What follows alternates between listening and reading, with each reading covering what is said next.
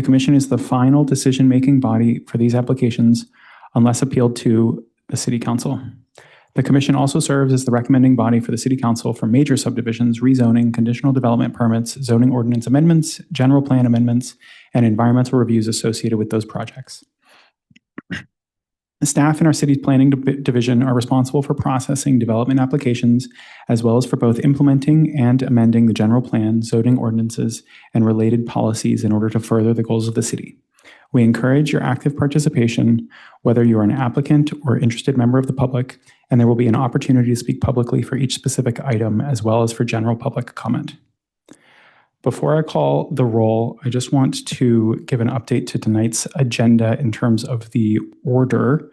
I'm planning on calling items H1 and 2 before item G1 in the interest of the time of those people specifically interested in items H1 and 2, because I think item G1 will take the longest of all items on the agenda. So if you are interested, then be aware that I will be calling items F and then H and then G. With that, I'll call the roll. Vice Chair Baruzzi. Here. Commissioner Eric. Present. Commissioner Farrick. Here. Commissioner Headley. Here. Commissioner Schindler. Here with less screech. Commissioner Sillen. Present. And I am Chair Silverstein, and I am present. So we have all 7 commissioners in chambers, which is a quorum. The next item on our agenda is reports and announcements. Ms. Sandmeyer, are there any staff reports and announcements this evening? Yeah, good evening, Chair Silverstein and commissioners.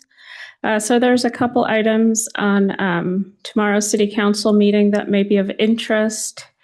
There's the second reading of the new ADU ordinance. There's a public hearing on the proposed fiscal year 26-27 budget and capital improvement plan. And then there's a public hearing for the 68 Willow subdivision project. And that concludes my updates, but I'm happy to answer any questions. Do any commissioners have any questions or reports or announcements of their own?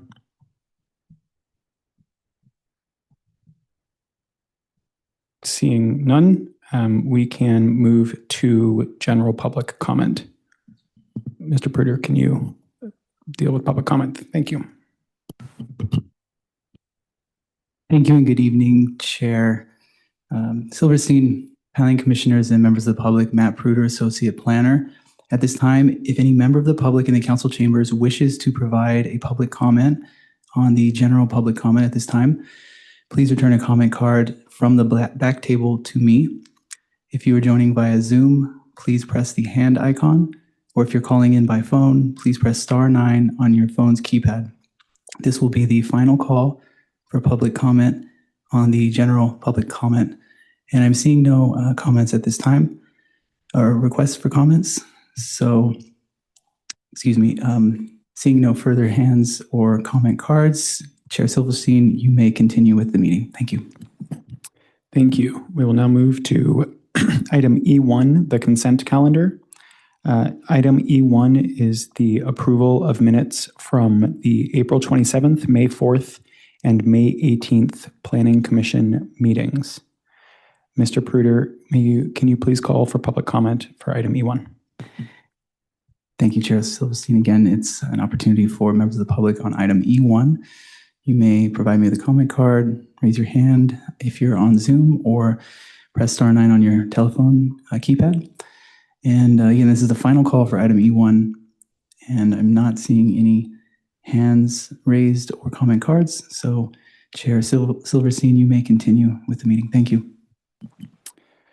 Thank you. Do any commissioners wish to pull item E1 or any items within the consent calendar from the consent calendar? Seeing none, I will call a vote. All in favor of approving the consent calendar, raise your hand, please. All opposed?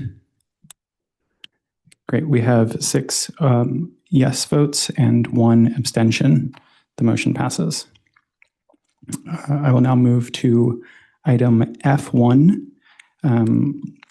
on public hearing. Item F1 is regarding a use permit at 1024 Sevier Avenue. Mr. Pruder, can you please open public comment for item F1? Yes, again, public comment opportunity here for item F1. If any members of the public wish to speak on the item, please provide me with a comment card or press the hand icon on Zoom or press *9 on your keypad for your telephone. And at this time, I'm not seeing any. This is the final call for public comment for item F1. And with that, Chair Silverstein, you may proceed with the meeting. Thank you. I would like to move to continue item F1 to a future meeting. Do I have a second? I'll second that. We're seeing a motion and a second. All in favor of continuing item F1, please raise your hand. Motion passes unanimously. We can now move to item F2 regarding regarding a use permit at 763 College Avenue. At this public hearing, the Commission may consider and adopt a resolution to approve a use permit to demolish an existing single-story, single-family residence and detached garage and construct a new two-story single-family residence with an attached garage on a substandard lot with regard to width in the R1U zoning district.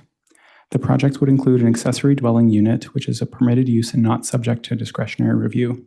The Commission may also determine this action is categorically exempt under CEQA guidelines section 15303's Class 3 exemption for new construction or conversion of small structures. Mr. Ball, I believe you're the staff lead on this project. Are there any updates to the staff report? Good evening, Chair and members of the Planning Commission. Since publication, we did receive one public comment, and it has been distributed to each of you.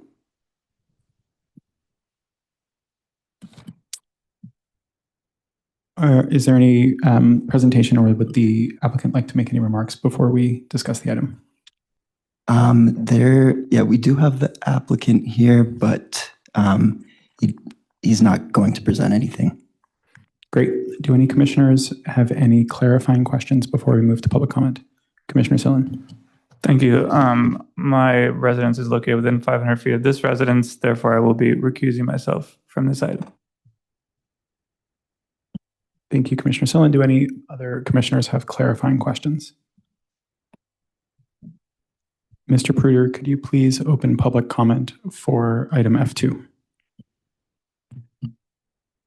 Thank you again, Chair Silverstein. At this time, this is the public comment opportunity for item F2. This will be the last call for the public comment period. We do have one hand raised via Zoom, and we have no comment cards. So I'm happy to start that now. And with that, we have our first and only at the moment public commenter. And if you just give me a moment, I will set up the timer here. A person by the name of Tracy Van Ligten. I'm going to allow you to speak in a moment. Let me just arrange for the timer. One moment.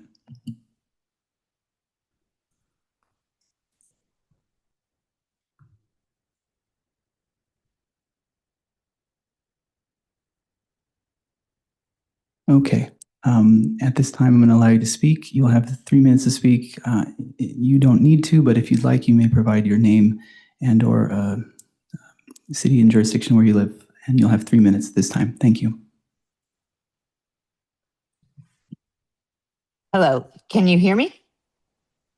Yes, we can. Okay, yes, I live in 805 College, which is directly next door to the applicant's property that he seeks to develop. My objection, you should have gotten the written comment that I emailed, in particular has to do with the size of the basement. It's a very small lot, and there is a very large coast redwood tree that's probably the height of a 4-story building within a very short distance of where they intend to put this extremely large basement. And the city arborist report notes that it would cause at least moderate damage, possibly damaging 25% of the root structure of this 4-story coast redwood tree.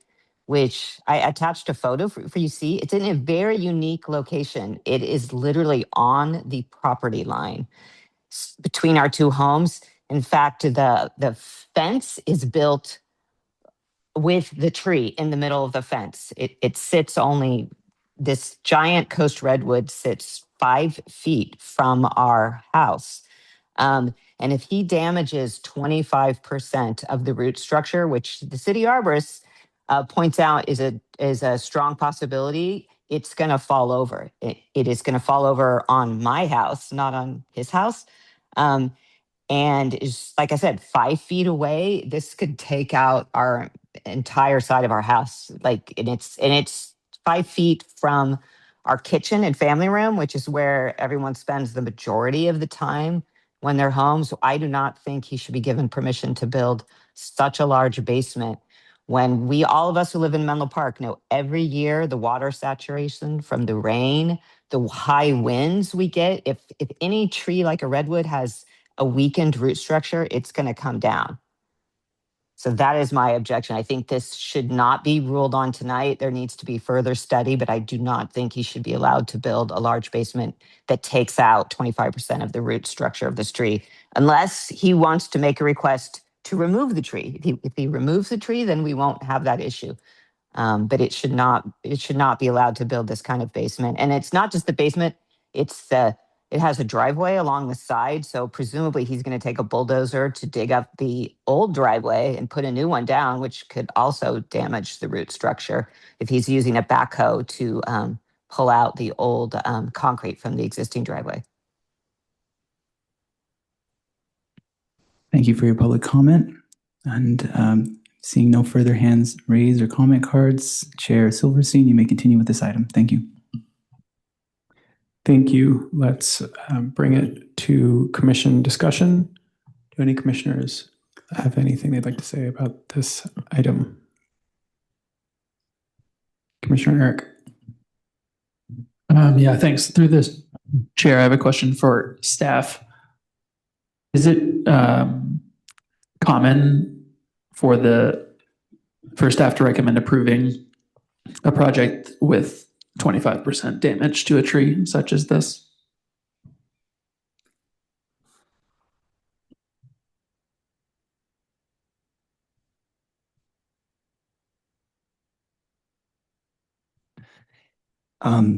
Yes. So if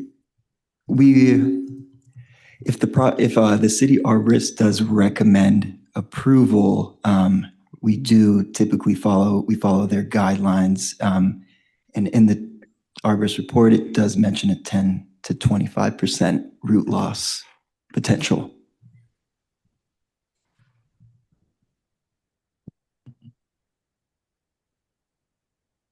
Okay. I'm assuming the city arborist isn't here, but I would be interested to understand why removal of this tree was not proposed. 25% seems like the upper bound, and I'm not an arborist, so I don't know whether the tree is likely to fall down or not, but it does seem like a risk that we should be quite careful about, and so I'm wondering why we wouldn't remove the tree. As a quick follow-up, the arborist report notes 19 different trees on the property. Every single one that is scheduled to be kept, the 16 that are scheduled to be kept, all have an estimated root loss between 10 and 25%. So I don't know, and this is kind of an add-on question maybe for staff or the arborist, who I believe is not here, is that just kind of standard? Is there anything more granular than 10 and 25%? Is that just what we generally expect with any form of construction, or is there something that we would consider to be unique about the circumstances here? Yeah, through the chair, I wouldn't say it's unique. So the city arborist obviously reviews comprehensively the arborist report and the plans. And in this case, they've signed off on the proposal. But there are numerous protection measures within the arborist report. including, it looks like an exploratory trench is required for construction of the sidewalk, and also in the vicinity of tree number 9. So there's multiple protection measures. Vice Chair Baruzzi. Yeah, just to follow up on this. So it looks like there's an arborist that will be inspecting the process at various points. Is that a city arborist or an arborist that the applicant hires? And I'm wondering specifically, like, where the liability lies if these, I mean, we know that somebody can't, it's not like there's going to be somebody constantly on site during the entire construction process to monitor that, like, roots larger than 1 inch aren't damaged. What happens if, somebody accidentally cuts critical roots, or like, how do we ascertain that's happened? What happens then? I'm just curious about that. Yeah, thank you for your question. So the project arborist hired by the applicant will do on-site monitoring in addition to the city arborist at multiple points throughout the construction. So if there are any major red flags that come up, or critical roots that are cut, then that would be raised to me as the project planner, and then Jillian as the city arborist would also come in and address that matter. So just a follow up, I haven't been on planning commission as long as some of these other folks, but I don't remember seeing anything with quite this level of red flagging. Maybe I'm alone on the dais, and I'm just wondering if this is common and if this is something that our arborist routinely does, that we have construction zones that are this complicated, that have this many trees that could potentially be damaged beyond a point where they are viable. And like, just as a team, the city is very confident in our ability to like mitigate any potential damage and eliminate the risk that the neighbor is quite understandably worried about. Like, is this something that happens on an annual basis, or is this somewhat unusual?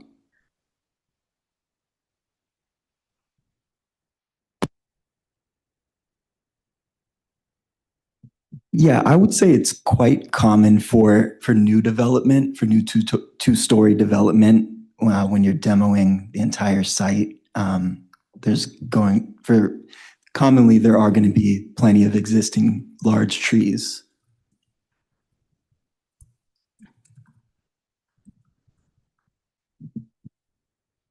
The follow-up question for staff is there a world in which one, during the excavation process, could determine the actual amount of root damage that then had occurred?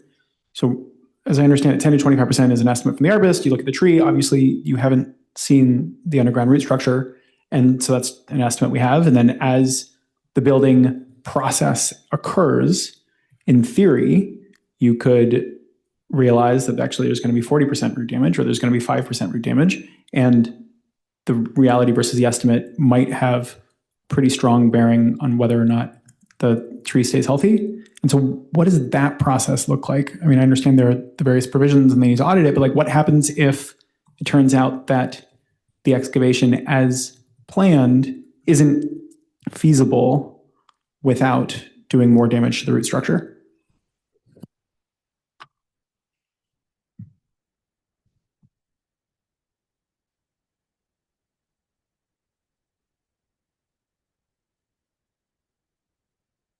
Yeah, so it would depend if they start work and it looks like it would damage an existing heritage tree beyond, what's acceptable and what's described in the arborist report, then I think a redesign would potentially be necessary. And there's also penalties within the heritage tree ordinance for anyone who damages a tree. So there are penalties in place if that happens. It's something that would be followed up on, and obviously there's building inspections and inspections by the city arborist. Thank you. Commissioner Schindler. Thank you, Chair. Do we need?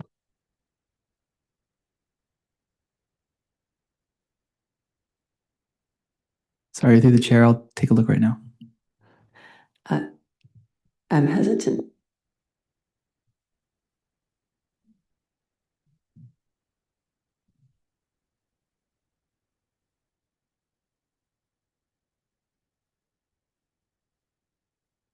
How's that? It's a little bit better. Okay, there is a reference in the project description letter from the applicant to, it's on page 73 of the packet. It's where the revisions to the proposed revisions in response to neighbor feedback are alluded to. There's a mention of a street tree that was intended to be kept, but then the driveway apron was widened in response to concerns about adequate parking. And it's unclear to me whether that street tree that's right there at the edge of the driveway is going to be left there or not. The letter makes it sound like a decision was made to remove it, but my reading of the plans is that it's still in there. What did I miss? Yes. So initially there was a plan to remove the street tree, but that permit was rescinded by the applicant. So the plans are correct. The tree stays. That's correct. The tree is staying. Great. That's what I was going to hope for anyways.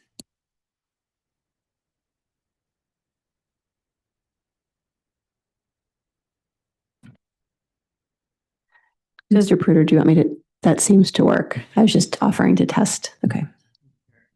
Through the chair, sorry, I noticed there was a different volume feature for the ceiling speakers, and so we all learned I was at full blast, so I brought that down, and I think that feedback issue is completely resolved now. Thank you.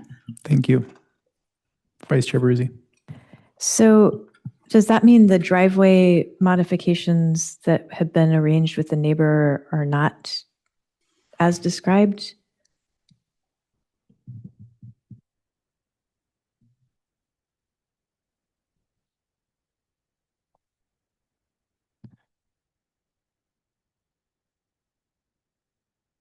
Sorry, can you, which modifications are you referring to?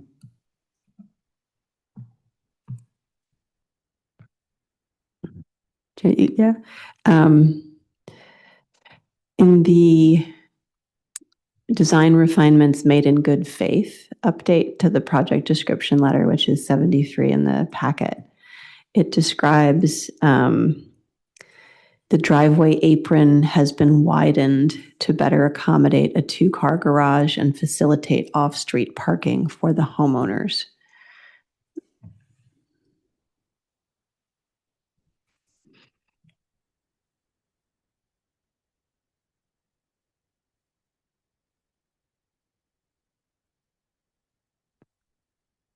And it's in the project description letter? Yes, so the project description letter from the, I believe this is the architect, and then it enumerates the house by house neighbor outreach summary. And then following the neighbor outreach summary, there's a description with a letter, I believe, entitled Design Refinements Made in Good Faith. Yeah, so initially there was a plan to remove a heritage tree and widen the driveway apron. But since the tree is staying, they're going with the original driveway design, which is not widened. Commissioner Baruzzi, does that answer your question?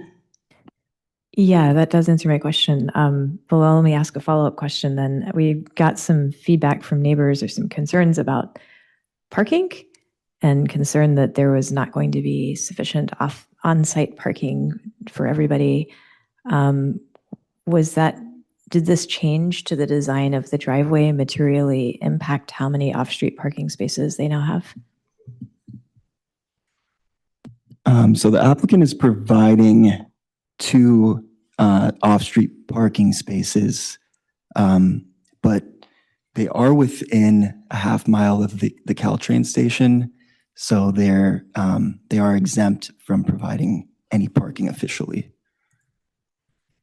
And there's the city rules precluding anybody living there from parking on the street overnight would still apply, right? That's correct. And the applicant's aware of those rules? Yes. Okay, thanks.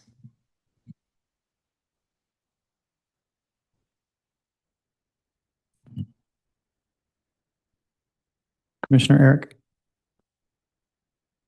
I remain somewhat concerned about the tree situation and think this is on the upper bounds, but ultimately, I think I'm comfortable trusting the arborist report and the control measures that are in place. So I don't want to curb any further discussion, but I will make a motion to approve this project as per the staff report. Commissioner Schindler. Excuse me, I will second the motion. Before I call a vote, I also want to remind my fellow commissioners and members of the public that the reason why this project is before us in the first place is because their lot width is 50 feet and not 65 feet.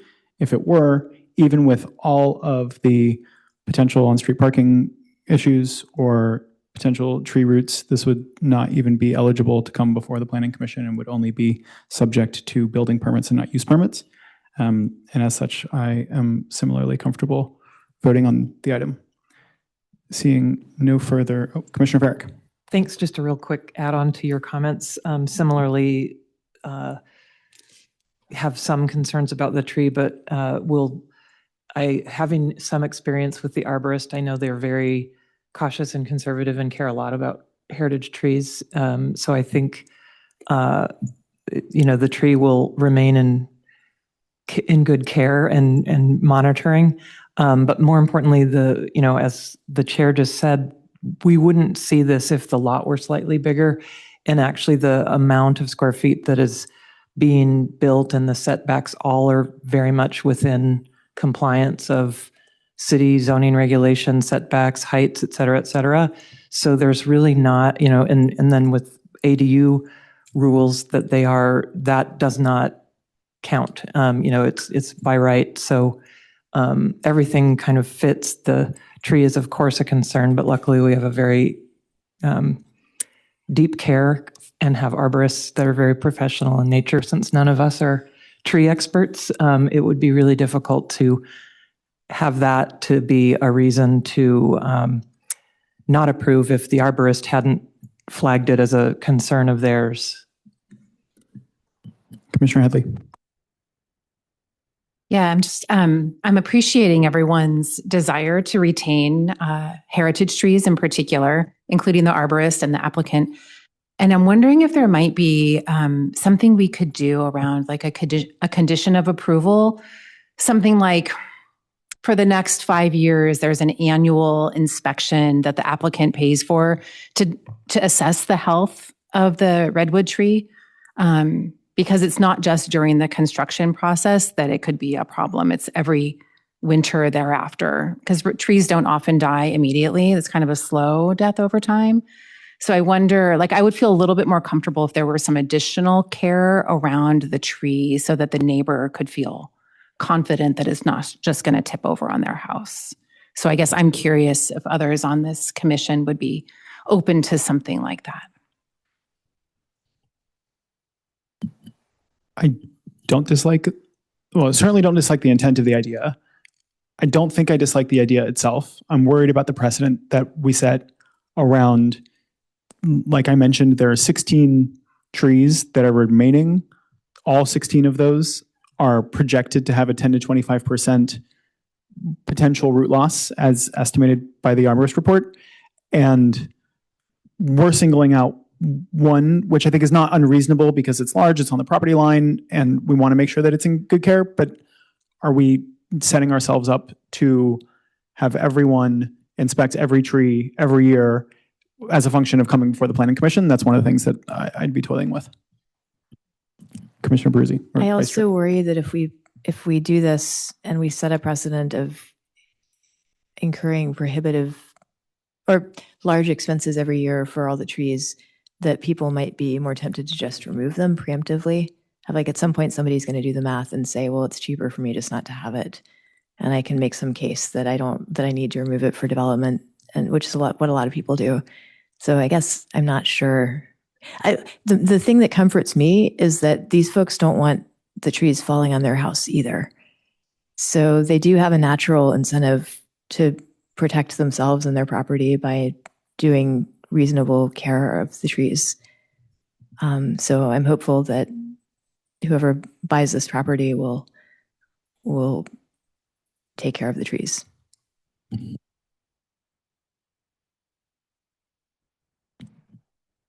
At this time, we do have a motion and a second. I will call a vote on the motion by Commissioner Eric. Vice Chair Baruzzi. Yes. Commissioner Eric. Yes. Commissioner Farrick. Yes. Commissioner Headley. Yes. Commissioner Schindler. Yes.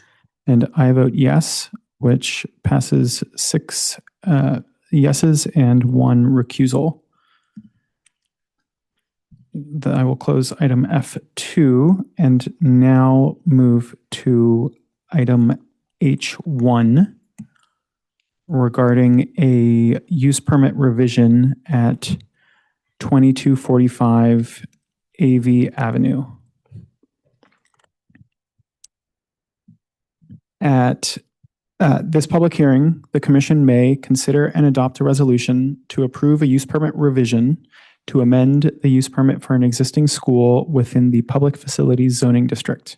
The requested changes include expanding the enrollment age for the summer program to include students 3 and 4 years in age without changing the total enrollment number, increasing the maximum allowable number of year-round staff from 68 to 73 employees, and modifying the allowable events on site to reduce meetings of the Board of Trustees from 12 to 6 annually and hold a fall and winter concert. The most recent use permit approval was in 2019. The Commission may also determine this action is categorically exempt under CEQA guidelines section 15314, class 14 exemption for minor additions to schools. Mr. Pruder, I believe you're the staff owner. Are there any updates to the staff report on this project? Good evening again, Chair Silverstein, Planning Commissioners, members of the public, Matt Pruder, Associate Planner. We have no updates for this project. However, I'd like to note that the applicant team is represented by the head of the school, Jen Bonin, who's here in person in the council chambers this evening. And she would like to make some brief introductory remarks. And I have no presentation, so if you'd like, we can transition to her. And I'm also available for any questions following that. Thank you. Perfect. Yes, if you'd like to make any remarks, please feel free to do so.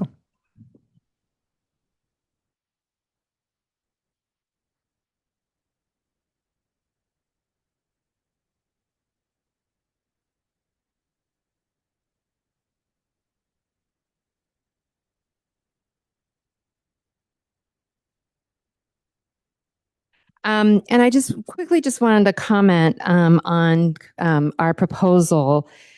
So currently right now during the school year, we have 3-year-olds through 5th grade on campus. And so what we're asking for is for our summer program to include 3 and 4-year-olds. There's a real need within the community to have summer programming for those young, cute little kids that are on our campus. And what's great is it will also be open to the community. So I know that there's a lot of community members that have expressed interest that don't come to our school during the school year, but would like to utilize the summer programming. So we definitely love to include those wonderful children. Also, in addition, we'd like to increase our faculty and staff by 5. I think we found, especially this year when we had the lockdown, that there's a real need. Our campus is wide open. There's lots of buildings. And when we had to go into a lockdown and make sure that we had supervision for the children throughout the campus, we were in a real kind of scurry for that. In addition, we want to make sure that we're providing a top-notch education and the individualized instruction that the students need.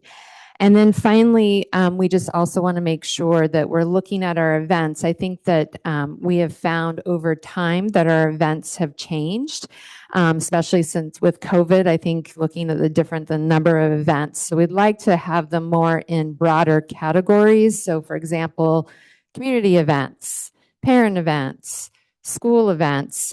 So they're just some broader categories. We're not asking for more events, but just more flexibility under those categories. So if things do change down the road, we can just, make sure that perhaps we have a book fair, and maybe in the future we have something else that it's a Kindle book read instead of a book fair. So just the title of it. And that's all I have. Thank you. Thank you. Do any commissioners have any clarifying questions for staff or the applicant? Commissioner Schindler. Thank you, Chair. I just have a very small clarifying question for staff. With regard to the road markings and signage that are referred to as part of the request to the school, is it standard for schools to be responsible for signage and road markings near their facilities? Thank you for the question, Commissioner Schindler. I would initially just like to preface this with the fact that there have been some discussions on road safety with the applicant team and the Transportation Division and Public Works as well. And there have been some ongoing discussions on some safety features. And there were a bit of kind of iterative discussions that led to some thoughts about improving the roadway conditions and other kind of factors that are outside the scope of this project. I will say, however, there was more focus on the level crossing that's right in front of the parking lot. And so the Transportation Division had requested that one of the crosswalk signs, which is in more of a disrepair state, be replaced. Just one of the signs. That is technically, I believe, very close to the public right-of-way, and it might be in the public right-of-way. And usually, my understanding from transportation is that signage and other features that are adjacent to a property, maybe, there may be some collaboration to request replacement or improvements. But I believe that's something that transportation has mainly worked with the applicant team on. And the other item I would say is in the past, other signage on site has been required in the vicinity of the parking lot and the driveway. We do have an earlier condition that was satisfied that required a no left turn, I think at certain times, like during peak hour times on the parking lot, from the parking lot onto AV Avenue. And that was requested of the applicant team a few years back as another condition for another approval, and that was fulfilled and satisfied. Thank you for all of that detail. The takeaway that I have is that on-site signage and traffic directions are the responsibility of the educational team, the school, and anything that is near the boundary of public right-of-way and the school site is a joint decision and a collaboration between the city and the school or the school district. That is my understanding. Thank you. Okay, thank you. Commissioner Silla. Thank you. I had a question for the applicant. There's I believe the project description letter mentions outreach to neighbors, and it sounds like even though the outreach was about these changes, the response, if critical at all, was regarding like just general circulation issues. I was hoping you could just elaborate on that a little bit more. Yeah. So I think it's more just the traffic along AV Avenue is the concern from the neighbors. We had a recent neighborhood meeting. We have quarterly neighborhood meetings, and we had a recent one. And I think every time we meet, they bring up just traffic, and not necessarily us, but they recognize that it's kind of a throughway from Sand Hill into Menlo. There's lots of schools within the area as well. So I think it's just general traffic, can speed bumps go in? Can more traffic signage go in? So it's just something they bring up all the time. So, I think if there's any way that we could partner to think about ways to reduce or probably slow traffic more than anything would be helpful for everyone. Okay, thank you. And how are these quarterly meetings? Are they like noticed somehow to nearby neighbors or? Yep, we send out mailings to about, I think, 165 or so. It's in a certain radius that they're sent out. So we do send those out, and I keep attendance, and we have 3 to 4 households on average that attend. Great, thank you. Yeah. Seeing no further clarifying questions, Mr. Ball, can you please open public comment for this item?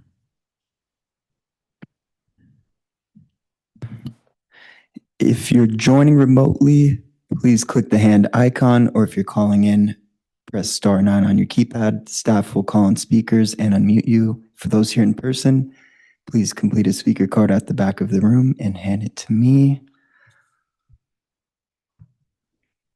I'm not seeing any raised hands, and I don't have any comment cards. So Chair Silverstein, you may continue. Thank you.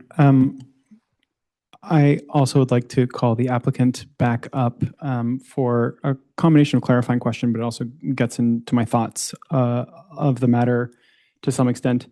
One of the things I like to think about on the Planning Commission is to what extent we can be proactive as opposed to purely reactive. And I understand that you have identified a need to hire exactly 5 more staff, and therefore you want to have an application, you want to have a use permit in order to do so. But that also means the next time you want to hire a single additional person, you're either not allowed or you have to come back before the Planning Commission. The same applies for having 2 fall events, or a fall, a winter, and a spring event. And so my question to you, which I will then bring to the commission, is to what extent would we be able to future-proof this use permit, to whatever extent we are comfortable doing so, to ensure that within the boundaries that everyone feels to be reasonable, we are future-proofing the use permit, and we give you the leeway in order to have the events and the staff that you need to run the school in the summer and the school year? Thank you. That's a great question.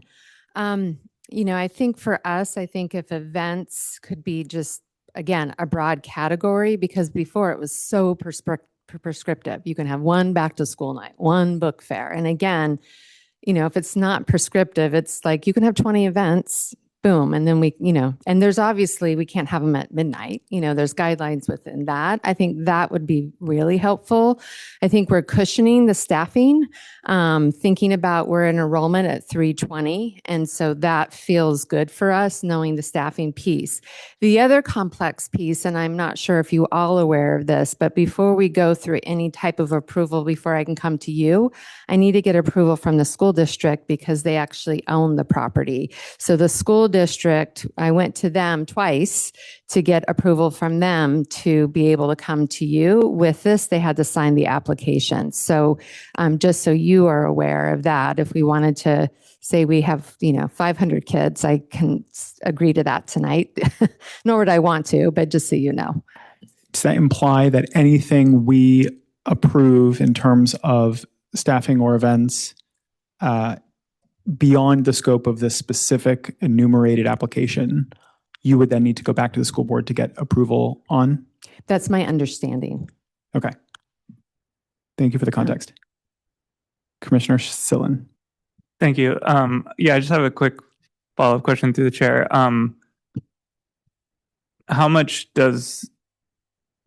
Maybe could you speak to how much does, when you make a decision like we want to hire more staff or change these events, like how much does having to come before the Planning Commission factor into your decision whether to make that change or not? And how much is it having to go before the school, and how much of it is like just, the actual thing?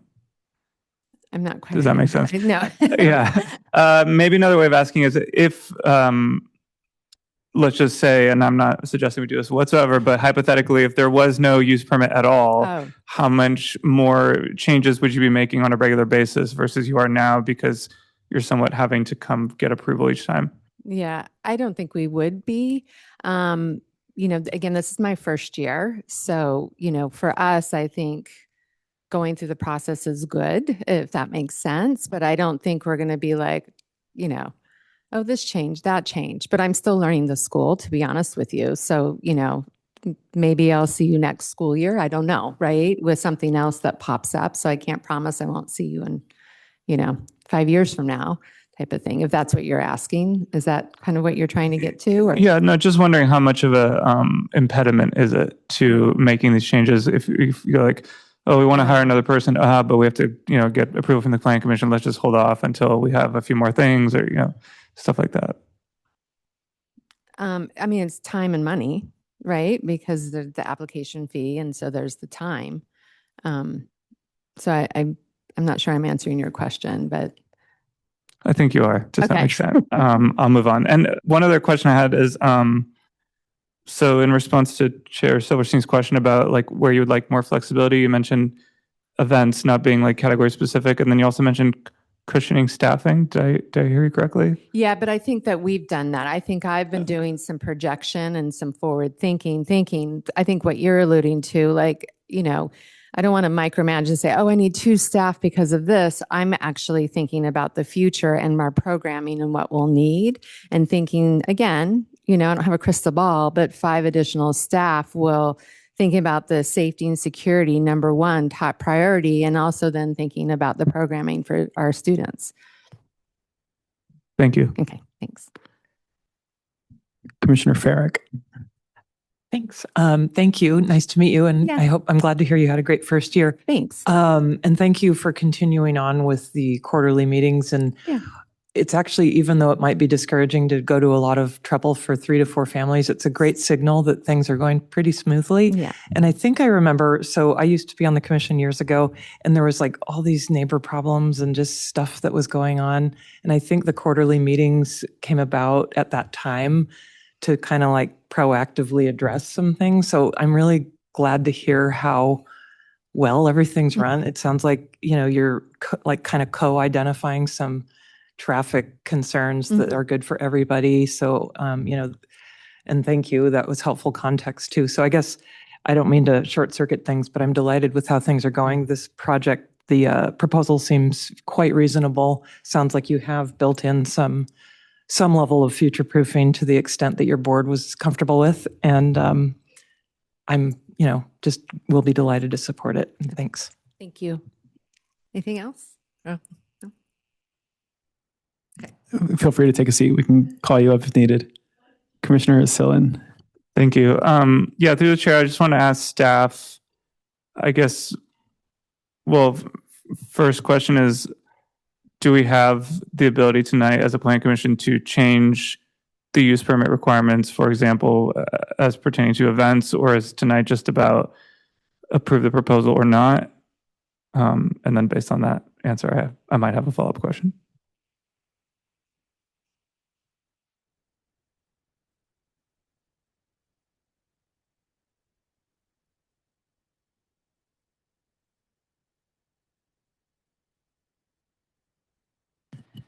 Thank you for the question, Commissioner Sillen. Based on the specific language and information provided in the notice that we sent out, we wouldn't be able to in this meeting allow, that wouldn't be possible because the notice very specifically identified the, intent of increasing the staff, the specific types of meeting and event changes, and then the age requirement change. And anything changing that would require this project to be continued or have to change the project altogether. Thank you. Well, I will say going into this item, my thought, as perhaps other commissioners had a similar thought, was, gee, it must be kind of, I would imagine, a little bit annoying having to get planning commission permission to, change like one event to another type, or having to request like lowering the boards of trustees meetings by 6, and then having 2 new ones and having to get essentially approval for that and having to pay fees, since it seems like we don't have the ability to future-proof any of that, I would just say, I wish we did. And perhaps at some future point, we could consider that. But in the meantime, I'm happy to support this proposal. It seems totally reasonable to me. I would like to double click a little bit more on that thread. Are we legally required to give notice to the very specific change that is being proposed of 68 to 73? Or in theory, if we had, would we have been able to give notice of increasing staffing and changing the nature of the event schedule for the school, which would have given the commission the ability without coming back and having a further public notice? I understand that if someone is okay with 73 and therefore is not making a public comment and not coming to a public meeting, but would not be okay with 74, that's where the violation occurs, and that makes sense to me. But to Commissioner Sillen's point, did we tie our own hands behind our back in this regard? Or did we have to do that?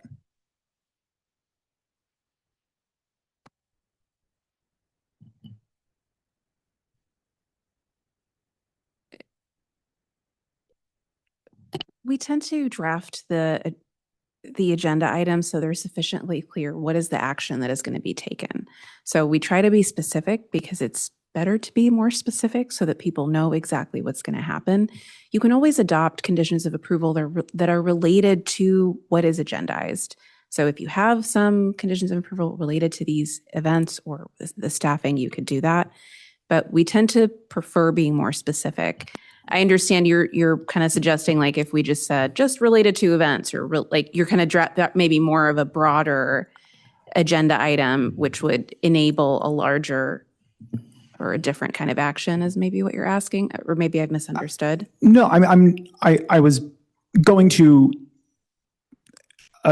some extent an extreme by just making it as vague as possible. I recognize that we want to be somewhat specific. Right. However, the response of wanting to be as specific as possible, yet we can always make conditions of approval, implies that the Planning Commission only has the ability to be more restrictive. And we, by definition, never have the ability to be less restrictive or more permissive. If we wanted to, we could increase this from 68 to 69. That would be permissible under this because we're making a more restrictive change which doesn't violate things, at least as I understand your response.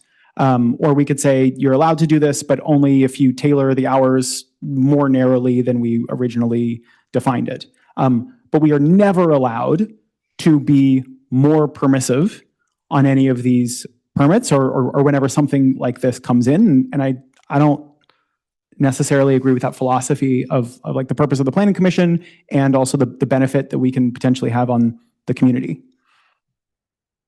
And so I guess my question is like, I understand that we want to be as specific. I understand we want to be specific, but I would push back on needing to be as specific as possible because that does force our hand to some extent and it doesn't allow for the conversation on the dais to be creative in any way to deviate from the very narrow bounds of what notice was given without delaying the process even further. And it's my expectation that we don't want to do that either. So that's my feedback. There's not a specific response unless you want to give one, but like that is formal feedback that I'd like to be heard on the philosophy of the notice that we give. Commissioner Sillen. Actually, I'm going to go to Commissioner Headley, who hasn't been able to talk yet. Sorry. Well, I haven't spoken, I think partly because of the specificity of the proposal made it so clear, like the notes I had made to myself is that I don't have any concerns with what they are proposing. Like it just seems normal, appropriate, like let's just proceed. So part of me is like, this is only my second meeting, so I'm a little bit like, okay, if it's costing time and money, why don't we just make a motion and say yes? In theory, we could save time and money in the future by having this conversation, but I appreciate the point. Commissioner Sillen. I hear you. I do have one more question for staff, through Chair. I was wondering if the applicant did want, could the applicant have asked the commission to consider amending the use permit terms, and would would that have significantly affected like the fee and cost of this process? If tonight's hearing was about, here's the request for these things, specific changes to our number of events and employees, and also could we, for example, change the event categorization to be more broad? Thank you for the question, Commissioner Sillen. I think generally, at least to start as a response, the applicant is at liberty to request modifications to the conditions of approval. In this specific request that's been provided that you're reading and reviewing tonight, there were 3 different conditions that currently exist that are receiving a modification through this request.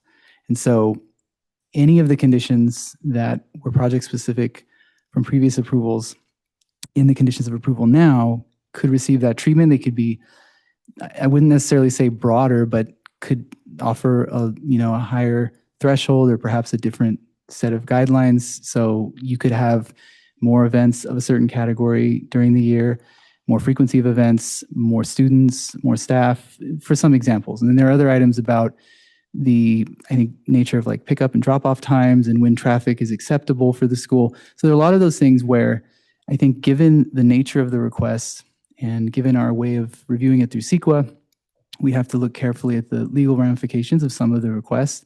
And obviously, if there is a certain threshold for how high of a change it might be, there may be something more significant beyond just exempting it as we have with this project request. So I think there are a few different parameters we have to think about when we factor that in, but there's definitely a possibility the applicant could have come forward with a more just higher threshold or maybe more of a range of requests, different types of requests. But I think, again, in a legal sense, there would probably be an importance in making sure we're specific on what these different changes would be. Okay, thank you. It sounds like what I'm taking away from that is once we impose certain conditions on a project, going back and like taking kind of a step back and reconsidering the conditions as a whole for an applicant would be more time and cost versus just changing the number of employees or whatever. And I understand, for a school that might not be something they would even want to deal with potentially if there's CEQA involved and all that stuff. So yeah, I think it's just something I will personally consider in the future when thinking about conditions of approval for future projects, that this is sort of a downstream effect that we may not consider. But in the meantime, I will yield to others. I'm happy to make a motion. Commissioner Farrick as well. Thank you. I'd like to make a motion to adopt the use permit revision for Phillips Brook School at 2245 AV Avenue. I'll second.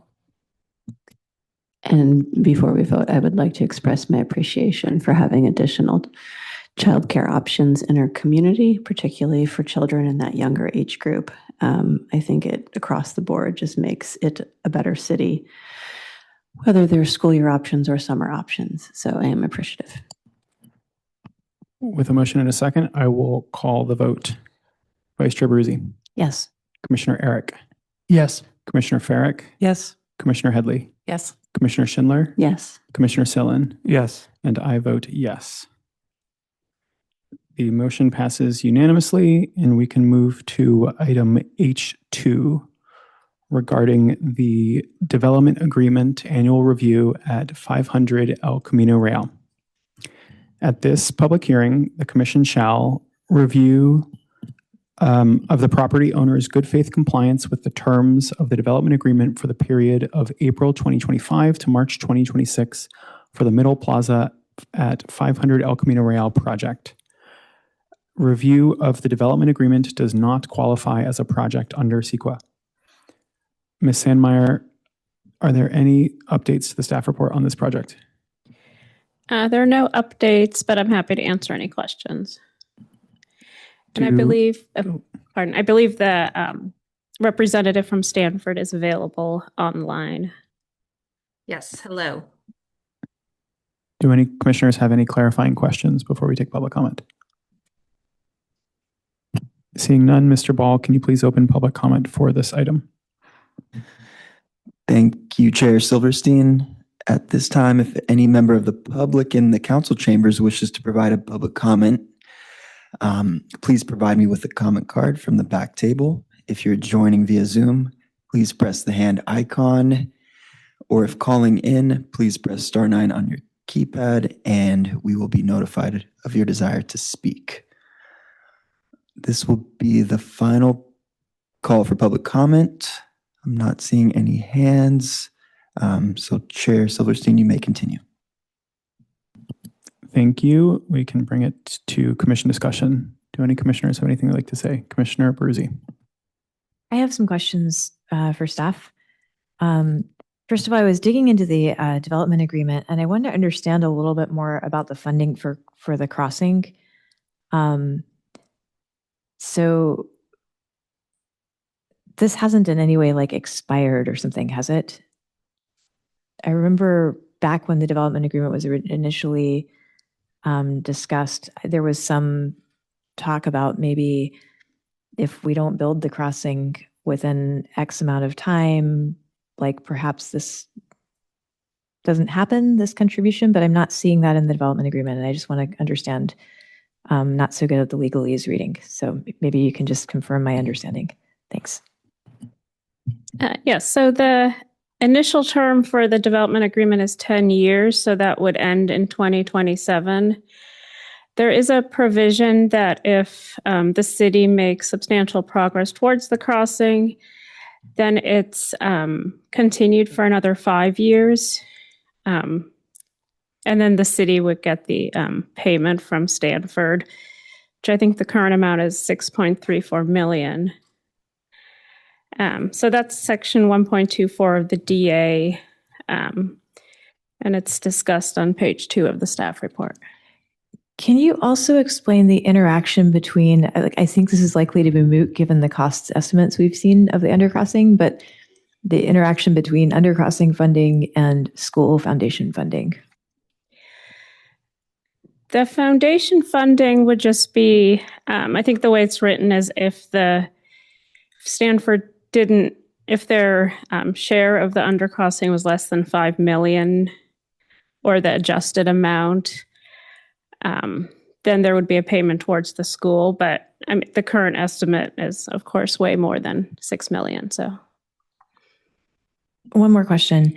So there's this public plaza that Stanford has developed, and I'm curious about how has that been activated? So have there been community events there? I feel like that was discussed a little bit when the development agreement was being hashed out. And I'm wondering if things are happening there, and if they're not, could they be? And does the applicant have suggestions or things that they have up their sleeve, or are there ways that members of the community could apply to have events there? I'd be curious about that. I believe there have been some events. The applicant may be able to speak to that some more. I know there's also public seating and those kind of things in the plaza. I'm happy to chime in if that works.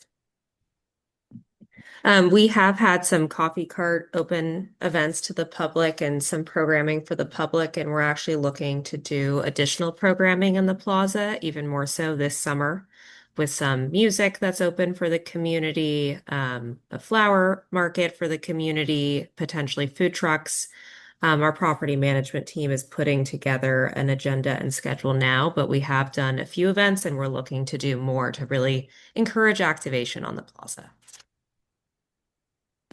Thanks. That's great to hear. How would we find out about those events? How are you planning? Are you going to publicize them through the city, or?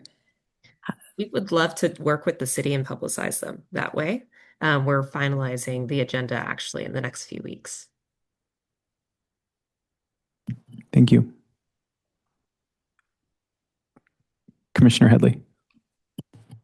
Yeah, I'm not sure if this is a question for staff, but it seems like in talking to City Council, there was some discussion about whether or not, with all the different priorities the city's considering for capital improvements, that funding the undercrossing was a question mark.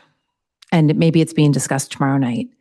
But it seems really important that City Council know that the $6 million plus is potentially not going to be available to the city if we don't continue to prioritize making this project happen. And I guess I'm wondering, how do we convey the importance of this to City Council? Like, what's the best way to do that? Is that something we do as a commission, or is that staff, or is that us as individuals going to, tomorrow's budget meeting to discuss? I'll let staff answer it before I do. As an individual, you're very welcome to go before any city council meeting and item to make your public comment. In the city council meeting agenda, there is a section for commission reports where if the commission were, again, this needs to get backed into an agenda item or a report that we end up actually devising. In theory, there is a formal mechanism for the planning commission to officially make a report to the city council. But in order to do so, we would need to vote on that. In order to vote on it, we would need that to be on the agenda in the first place. And so there's somewhat of a chicken and egg problem there. So as an individual, very welcome to. Staff, I'll let you guys answer whether or not you plan to bring up this topic either tomorrow or at a future city council meeting. And then for reports, we're theoretically able to do so, and depends on the circumstances. Yeah, I'm not sure what the plans are for tomorrow. I know this has come to City Council many times with the discussion on the funding. The undercrossing there was discussion at City Council on January 27th. And then most recently, April 28th, where City Council approved an amendment to the MOU with Caltrain to advance the design. And so there is discussion. The City Council is aware of it. Commissioner Schindler. Thank you. Ms. Sandmeyer just referenced the place I was going to ask for a more detailed explanation, since the commission is concerned about the sequencing of events related to funding. What it says here is that we essentially submitted a grant application in May, which, if awarded, would secure the funding needed to construct the project. And by the conditions of that, if we come up with our share of the money, to whatever the numeric requirement is in here, then that qualifies us for what is now 6.3 match from Stanford. So my question was, approximately how long does a review of an application like that take? Is it numbered in months or in years? That's a good question. I'm not sure about this specifically. Yeah, I can look into it and get back to the commission if that's helpful. I am curious, but I don't think that it changes my support for this recommendation or not. And just since I'm got my mic on, I appreciate the detailed update about everything going on with the undercrossing and the sort of amalgamation of all the different moving pieces that are synthesized together here. Because I've seen and followed bits and pieces of it, but hadn't put them all together as cleanly as it is here. So I am appreciative of that picture, though it is not a deciding criteria tonight. Commissioner Sillen. Thank you. Through the chair, I just had a quick question for the applicant about the office building. So I recall that I think even at the previous review of the agreement, that building 200 was unoccupied. We continue to get applications here for office space, large and small. So I'm just wondering if this is reflective of current market conditions, or if there's just something more specific to the space going on that's not reflective of broader market conditions. Yeah, we're still actively working on leasing the 200 El Camino building. It still currently sits vacant. But we're actively pursuing tenants. We have interest, but we haven't found the right sweet spot just yet due to our size. We're either too big, too small. It's like a nursery rhyme. So we're working on a strategy moving forward to attract some smaller tenants. A Goldilocks applicant, if you will. Okay, thank you. I don't have any other questions. As far as the development agreement, seems pretty straightforward that the conditions are being met, and I would be happy to approve it. Commissioner Schindler. Thank you. Through the chair to the applicant, the last time that we reviewed the development agreement, we heard about the status of the 8 BMR units, that they were occupied, and the number of families that were on the wait list was of interest to the Planning Commission, just because it helps us with broader context in understanding the demand for affordable housing and BMR units in the city, and also for understanding just the process of applications and waits and so on. Do you happen to know the status of the wait list for those BMR units at this point a year later? I don't have an updated number top of hand, but I will gladly reach out to our FSH team and circle back to you on that one. Thank you. It's always just an interesting metric for us to keep an eye on, as well as that percent occupancy on the residential space, which I think was 98% from my notes last year. Pretty good. And then my final question through the chair to the applicant is regarding the very recent, like within the last couple of weeks, repainting of the exterior. And I was wondering if that was strictly an aesthetic decision or if there was a functional reason for repainting it. It was both aesthetic in that we are hoping to attract tenants to the 200 building and received several comments from prospective tenants. In addition to tenant commentary in the retail building at 500, trying to incentivize more people to enjoy the plaza, in addition to wear and tear on site, and the desire to match the original proposed paint guidelines for the city. Thank you. Not that it matters, but I think it looks lovely. I like the new uniform color. I'm glad to hear it.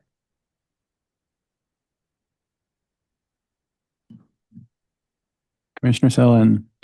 I'd like to make a motion to approve staff's recommendation that the sorry, I'm having trouble wording this. Make a motion to approve the development agreement annual review report. We have a motion and a second from Commissioner Headley. I will call the vote. Seeing no further discussion. Vice Chair Baruzzi. Yes. Commissioner Eric. Yes. Commissioner Farrick. Yes. Commissioner Headley. Yes. Commissioner Schindler. Yes. Commissioner Sellen. Yes. And I vote yes, which passes unanimously. Perfect.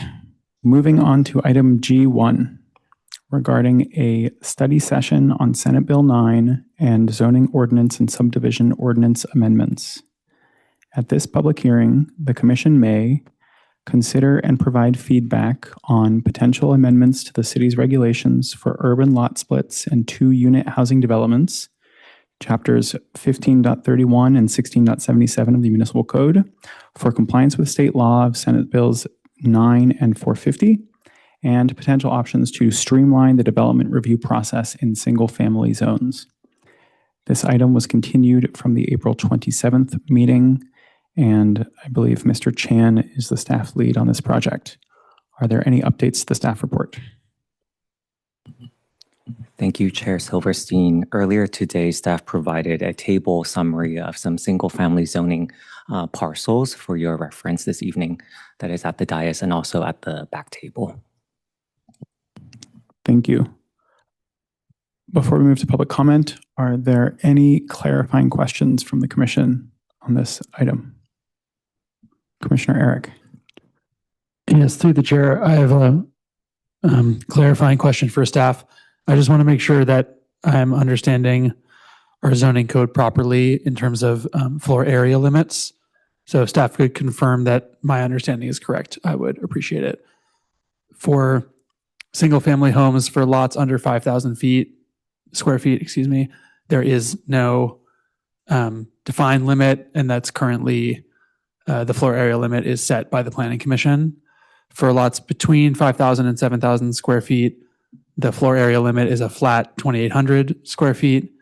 And for lots above 7,000 square feet, the floor area limit is 2,800 square feet plus 25% of the difference between 7,000 square feet and the area of that lot.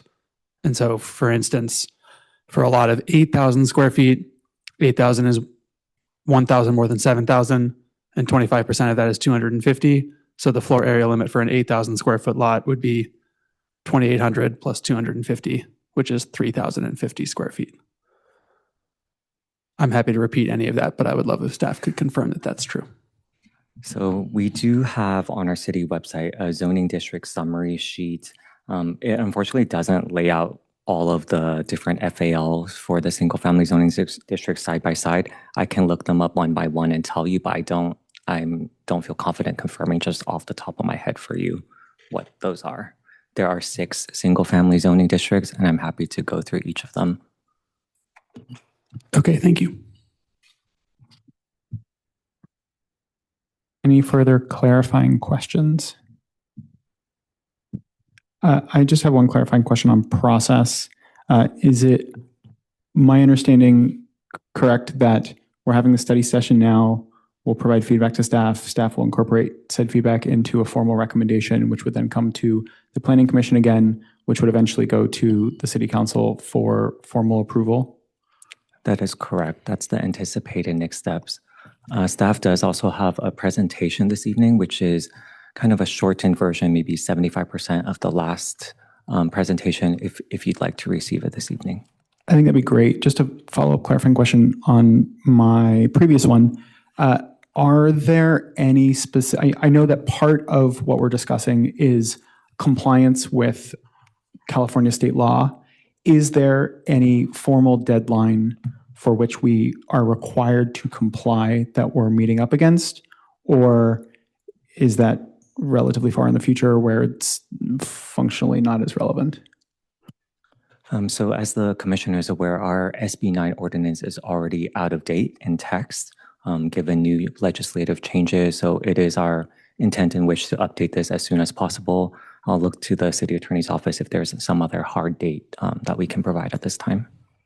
As far as I know, we don't have anything from HCD yet, but we've been defaulting to the state standards to some, where it is not compliant with our ordinance for now. So Fair, but there's no, you need to make sure that your city municipal code is in compliance by the state, or else there are other ramifications. Great. we have not received. Commissioner Sillen. Thank you. I had a question about attachment H, which outlines the inconsistencies between existing standard and I guess what is required by SB 450. And so, for example, 2J talks about paved area for driveway and uncovered parking, what percentage it's supposed to be of the front yard setback. And then the table shows that it's inconsistent. And then the notes say remove inconsistency.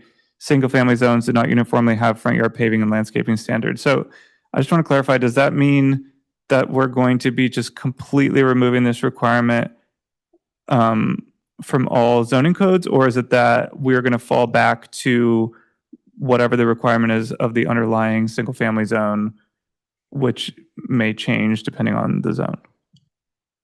Thank you for that question. So inconsistent standards we have to remove, and then we need to put something back in their place if we'd like to do something that is locally specific. In terms of, for example, that landscaping, for most single family zones, there isn't a landscaping requirement. So by defaulting to the underlying zone, then effectively there's none. Got it. Okay, thanks. So when it says inconsistent, that means the inconsistency is between our SB9 requirement and the underlying zoning. It's not an inconsistency between, for example, R1S and R1U. Is that correct? That's correct. The inconsistency is noting the changes that have occurred since the SB 450 that say that you cannot apply any standards that are not uniform to the rest of the zoning district. And sorry, just to clarify, when it says uniform, does that mean, for example, if we wanted to have a front yard paving and landscaping requirement, it would need to be the same across all single family zones? Or could we have a different one, like say 30% for R1S, 40% for R1U, and then if you're doing an SB9 project, you would just, that's what you would be subject to? I can offer an so you can't apply any standard to an SB9 project that is not applied uniformly to the underlying zone. So this is, in the past, there were some, SB9 unit was a little bit more restrictive. And so the new rule is just any rule that you apply to an SB9 unit has to be has to be applied uniformly with the underlying zone. Does that answer the question a little bit? Yes, it does. Thank you. Commissioner Headley. Yeah, I have a question about our intent tonight. Staff had asked us to look at 3 pieces. So and I really have a question about the third piece, which was provide feedback regarding our interest in exploring the development of objective residential design standards. And I'm wondering, is that like a full-blown discussion we're planning on having tonight? And the feedback that you shared, Commissioner Schindler, was helpful from Redwood City and Palo Alto? Or are we just going to kind of at a high level, like, yes, we think we want to do this, go away and come back and make some recommendations to us, please? I would suggest for the purposes of the study session this evening, we can keep it rather high level. We can take the Planning Commission's feedback, package it back to you in minutes, and then also we will need to bring the Planning Commission's feedback to the City Council for guidance on scope, budgeting, timeline, all those other things. Thank you for the question. Mr. Chan, do you want to go ahead with that staff report? Yes. Thank you. So I'll ask the clerk to please pull up the presentation.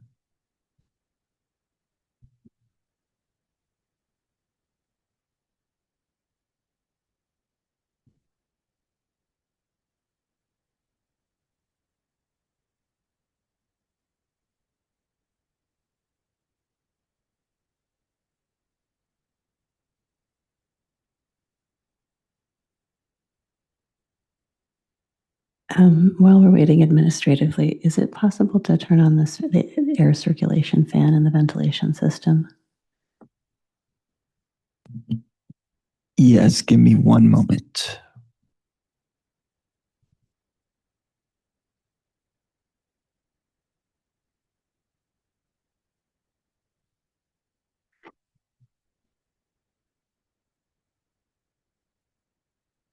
Matthew, if we go to the display settings at the top, I think we should be able to do the pull down to the left a bit.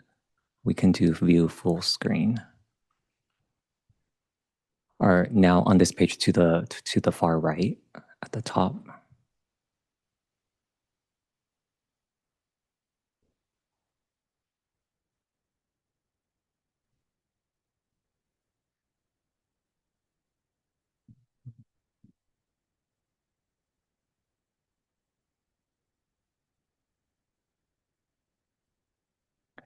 So at the top with the display settings, in the top header, in the middle.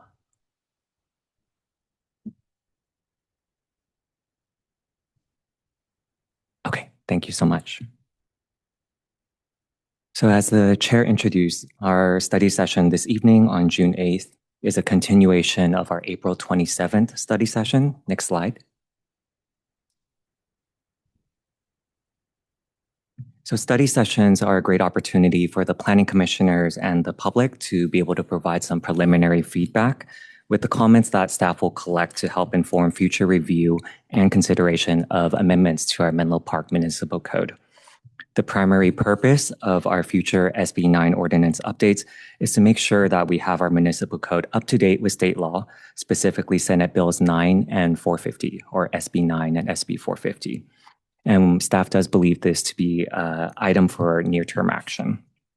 The secondary purpose is to consider potential options to streamline the development review process for single-family dwellings in single-family zoning districts, such as potentially removing the use permit requirements for substandard lots, as well as the FAL or floor area limit establishment for lots which are less than 5,000 square feet in area. The Planning Commission's feedback this evening on the development review process for the single-family units will be shared with the City Council, as I mentioned, at a future date, for then the City Council to provide direction and guidance for staff. Next slide, please. So as a quick overview, SB 9 was signed into law in 2021 and it became effective in 2022. The intent of the law is to help increase housing supply by making it easier for property owners in single-family zones to develop additional housing, specifically more modestly priced homes and encouraging the construction of smaller homes on smaller lots. The law requires local governments to allow certain development to be processed ministerially, and this means that if the proposal meets certain objective requirements, which are clear and measurable standards, then staff must approve it without discretionary review or public hearings. SB 9 amended the government code to require the ministerial review of a couple things, of housing development with no more than 2 primary units in a single family zone, also referred to as SB 9 units or 2-unit housing development, as well as the subdivision of a parcel in a single family zone into 2 parcels, also referred to as an SB 9 lot split or urban lot split, or both of those items that I just mentioned. SB 9 facilitates the creation of up to 4 units or 2 units maximum per newly created lot on a lot area that is typically used for one single family house. I like to think of this as doing more with less or more housing opportunity with the same amount of land. Next slide, please.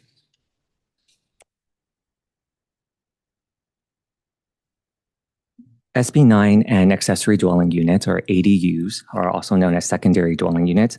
They are commonly discussed in similar circles, but staff would like to point out that they work complementarily, but they're not the same thing. Both the SB 9 ordinance as well as the ADU ordinance work to provide a menu of options to help develop a mix of housing types to address different local housing needs. The SB 9 development path provides an option for larger units and more primary units with ownership opportunity, while ADU regulations focus on constructing new housing units that would remain secondary in nature to an existing or proposed main residence on a lot.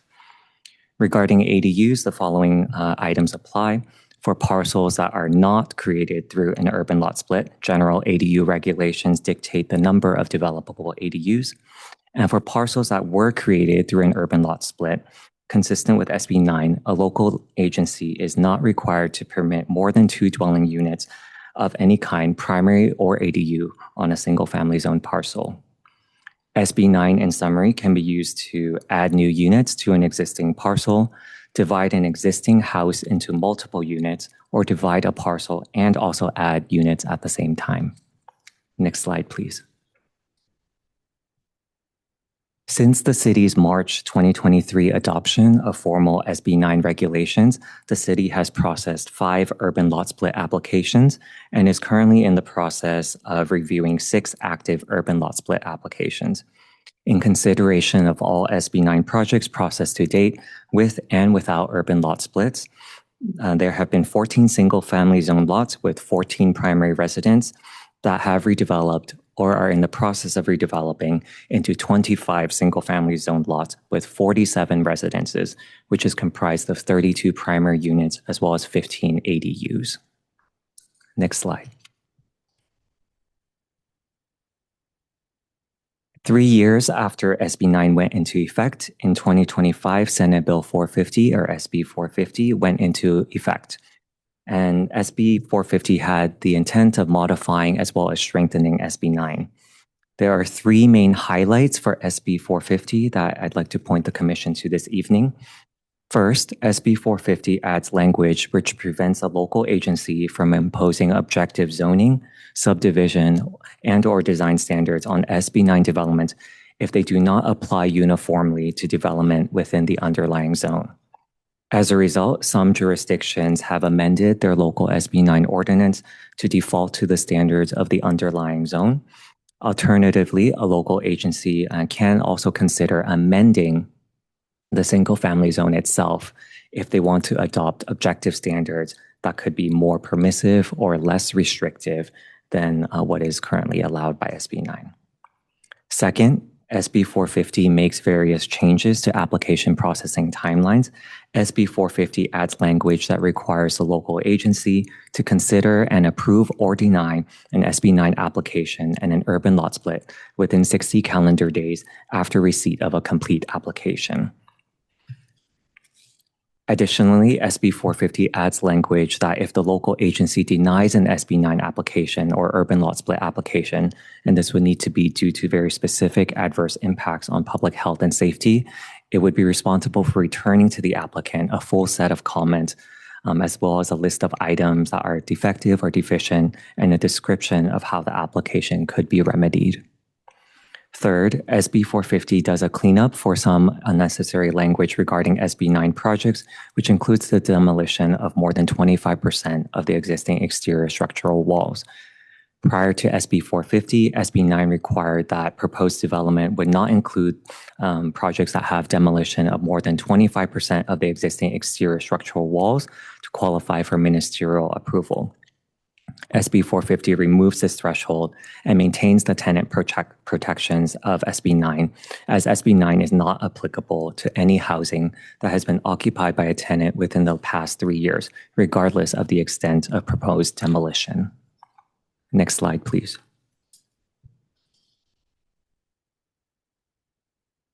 This slide is a summary of an excerpt from Table 1 in the original April 27th staff report. It's attachment H in tonight's staff report. And this provides an overview of the state-required basic development standards for SB 9 development. At a minimum, the city must abide by these development standards. The city can also explore enacting more permissive or less restrictive standards if they so choose. Next slide, please. So with the enactment of SB 450, most of the city's existing SB 9 development standards that are codified in Municipal Code Chapter 16.77, those are no longer consistent with state law, as they include requirements that do not apply uniformly to other single-family zones. In other words, most of the city's existing SB 9 development standards are less permissive or more restrictive than other single-family zoning standards, and thereby are not enforceable at this time. The SB 9 ordinance update effort has two main categories of next steps, which staff seeks Planning Commission feedback for this evening. And these categories, as we mentioned a few moments ago, are the consistent standards as well as the inconsistent standards. For consistent standards, where existing SB 9 standards remain consistent with state law, they could be allowed to remain, and the Planning Commission may consider providing feedback to explore a more permissive or less restrictive standard. For inconsistent standards, as I mentioned, those would be removed as they're no longer enforceable, but the Planning Commission can provide additional feedback, and I'll talk about that in just a moment. Next slide. So while the inconsistent standards will be removed, the Planning Commission could consider incorporating the intent behind their original adoption. And these could be intents such as promoting privacy between neighboring structures, reducing overmassing with limited articulation, supporting high quality design and neighborhood compatibility, through potential development of some objective residential design standards that could apply uniformly to all single-family zones, especially as it relates to development on smaller lots and the proximity of development to neighboring structures, which could come about as a result of SB 9 applications. It is possible to explore the development of tiered standards that apply to varying lot sizes. For example, standards that apply to 0 to 5,000 square feet lots, 5,001 to 10,000, and so on. That we could also look at blanket standards that apply uniformly to all single-family lots, such as obscure glazing or screening for privacy, which has been previously mentioned at other Planning Commission meetings.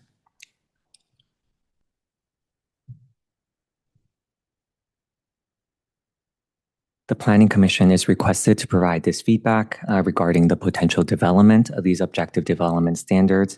And just staff would like to note that this would be in a separate process independent of the SB 9 ordinance update. The Commission's feedback would be shared with the City Council to then provide a direction to staff for next steps. Next slide, please. So having given a summary of the primary intent of tonight's study session, I'd like to talk now about the secondary intent. The secondary intent is to consider potential options to streamline the housing development review process for single-family zones.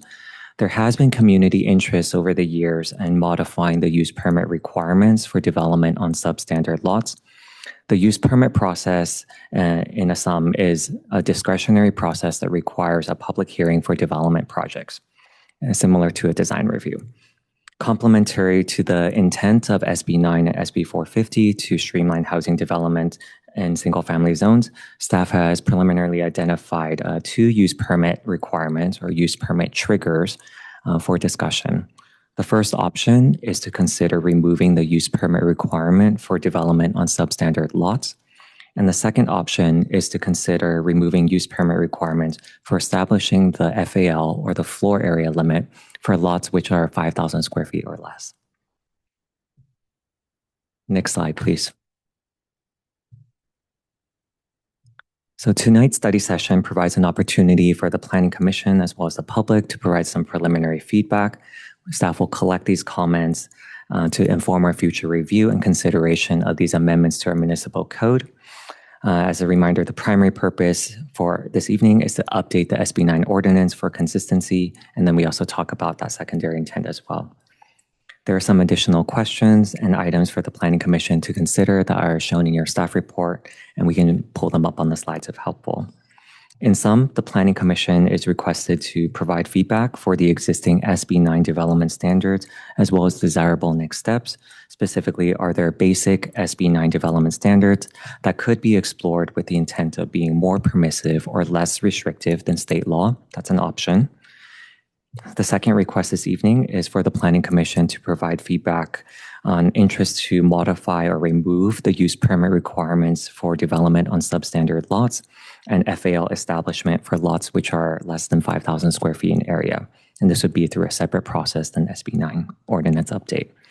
And the third is to provide feedback regarding the interest to develop some objective residential design standards that would apply uniformly to all single-family zones.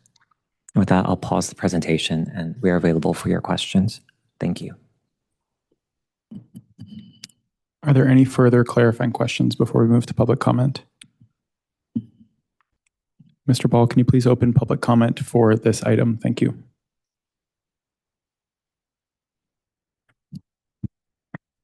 Thank you, Chair Silverstein.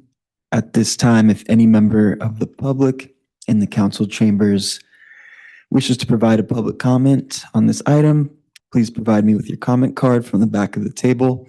If you are joining via Zoom, please press the hand icon, or if calling in, please press *9 and on your keypad, and we will be notified of your desire to speak. This will be the final call for public comment. Give me one moment while I check.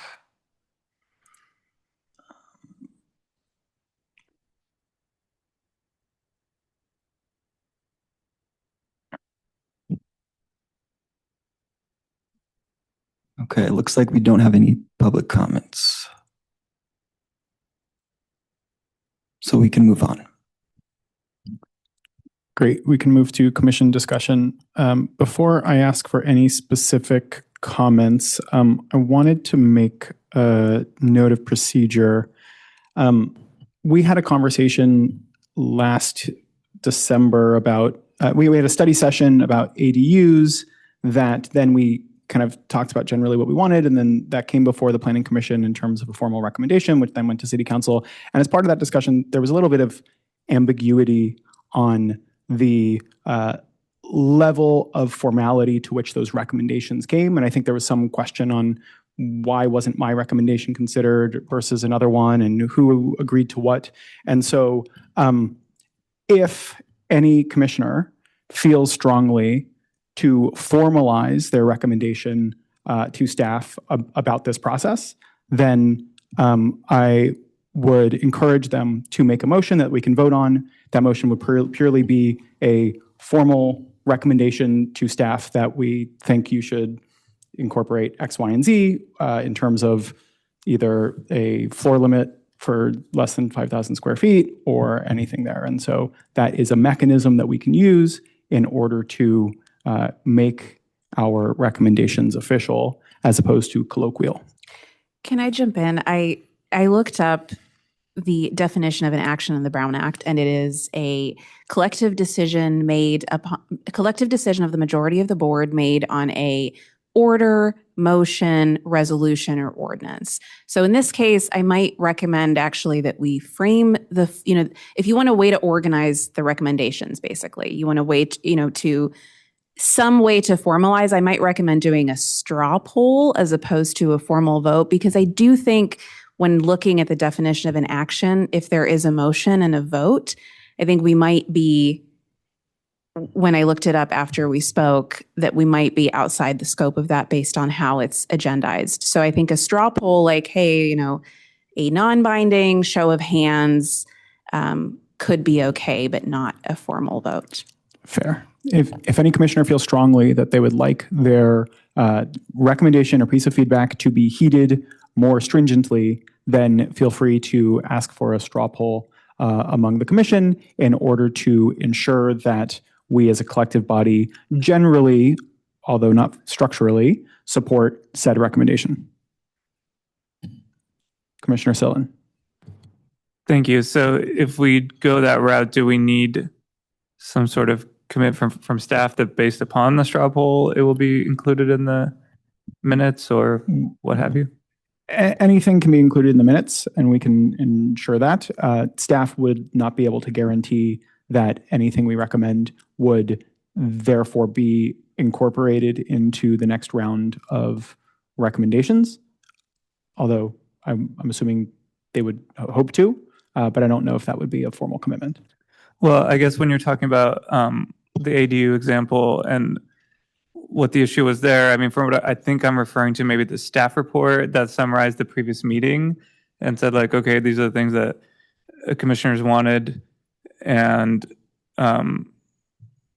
so the straw poll is meant to enshrine certain things in that list, perhaps? Yeah, the straw poll is meant to ensure that there is not ambiguity as to the level of interest that commissioners have on any specific item. If someone says something as a recommendation, it might be interpreted as staff as something very strongly that is generally agreed upon, or it might not be. And so this is a mechanism for us to gather general support across the body. Okay, that makes sense. Commissioner Schindler. Thank you. Just as a related procedural question, can you tell us how detailed the meeting, which form of note taking will be used to document this conversation? Obviously, sometimes there are near verbatim notes and sometimes there are summarized notes. Staff anticipates this will be a summary version style notes. Okay, thank you for clarifying that. In that case, I really appreciate the acknowledgement of how one would bring something to a headline and with the level of support indicated for it. Great. I'm happy to open the floor to any commissioner comments. I think in terms of structural, as per the staff report, I think we can generally go in the direction of SB 9 and then permit streamlining and then objective design standards as per the three things we want to talk about. But if anyone wants to kick us off, feel free to do so.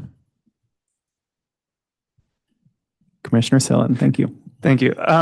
Okay, so I guess my general comment on SB 9 and this new update from the legislature is that, in the staff report, it mentioned SB 9 was passed by the legislature to encourage people to build more homes. The kind of background from that, from the legislature, this isn't a direct quote, but the California legislature has deemed that California is in has a housing shortage currently, and so it's a statewide priority to build more housing.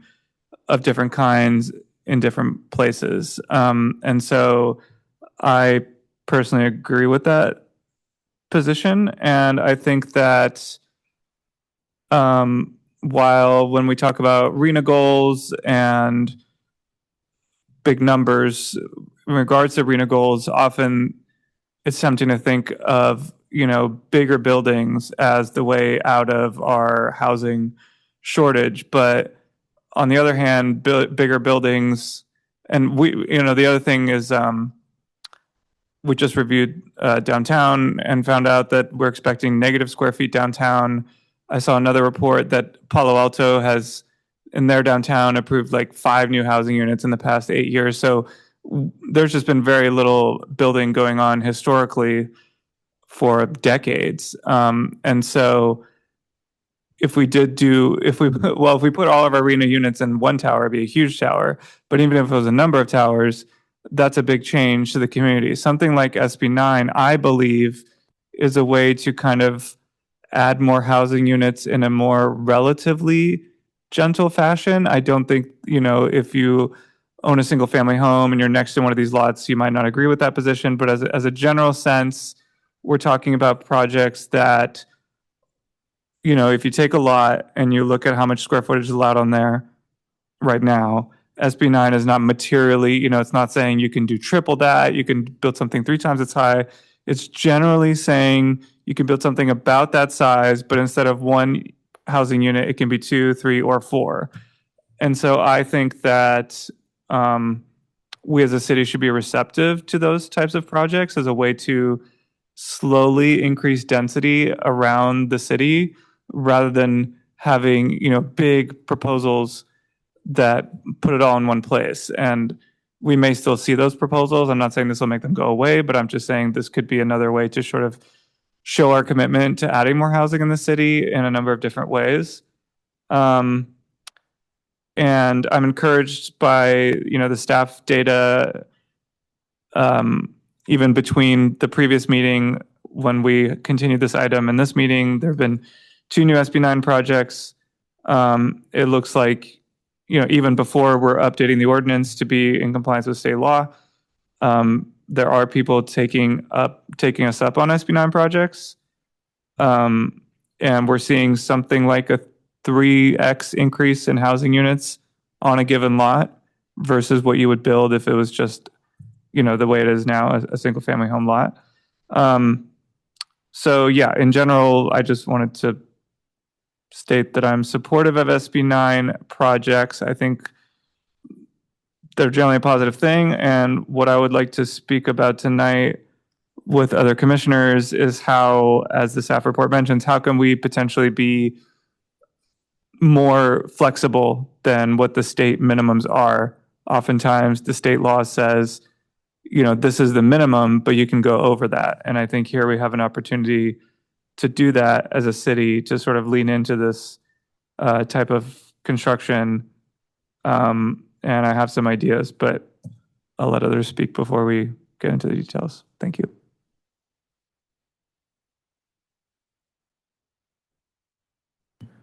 I will follow up with that just to reiterate that when we talked about ADUs and updating our ADU ordinance, the staff recommendation, and this is my opinion, was relatively conservative. And there was conversation around getting more creative on ADUs as a mechanism. And I believe it was Commissioner Schindler who mentioned all the tools in our toolbox that we have. And a lot of that conversation was centered around how ADUs are perhaps not the right tool. And it was very explicit in that meeting that SB9 was a primary tool for what we were talking about.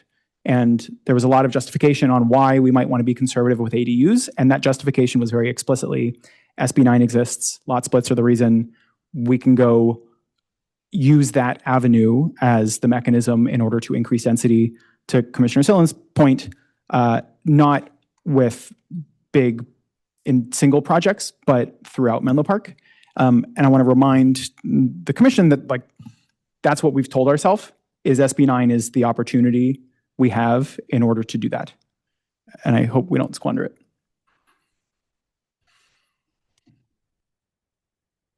Commissioner Sillen. Okay, thank you. Since everyone is speechless, I, through the chair, will ask a couple of questions for staff, if that's okay. Yes. Thank you. So,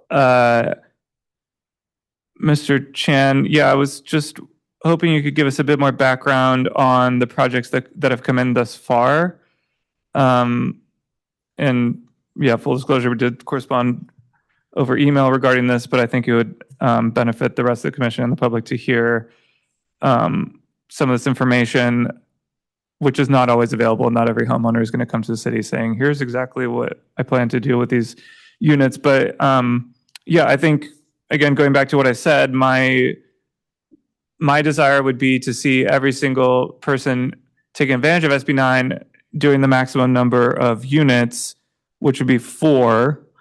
And I think primary units would generally be, in the long run, more beneficial from a housing unit perspective because the homeowner gets more flexibility with those. They could rent them, sell them, whatever. Whereas if you're doing, let's say, 2 primary homes, 2 ADUs, you would have less ability to do anything with the ADUs separately.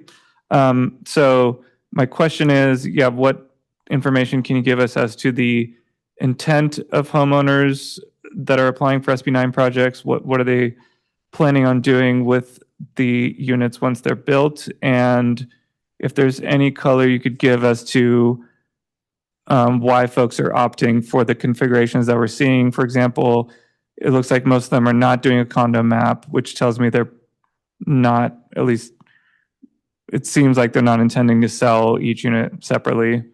If it's more than 1 unit on a lot, yeah, I'll leave it at that. Thank you.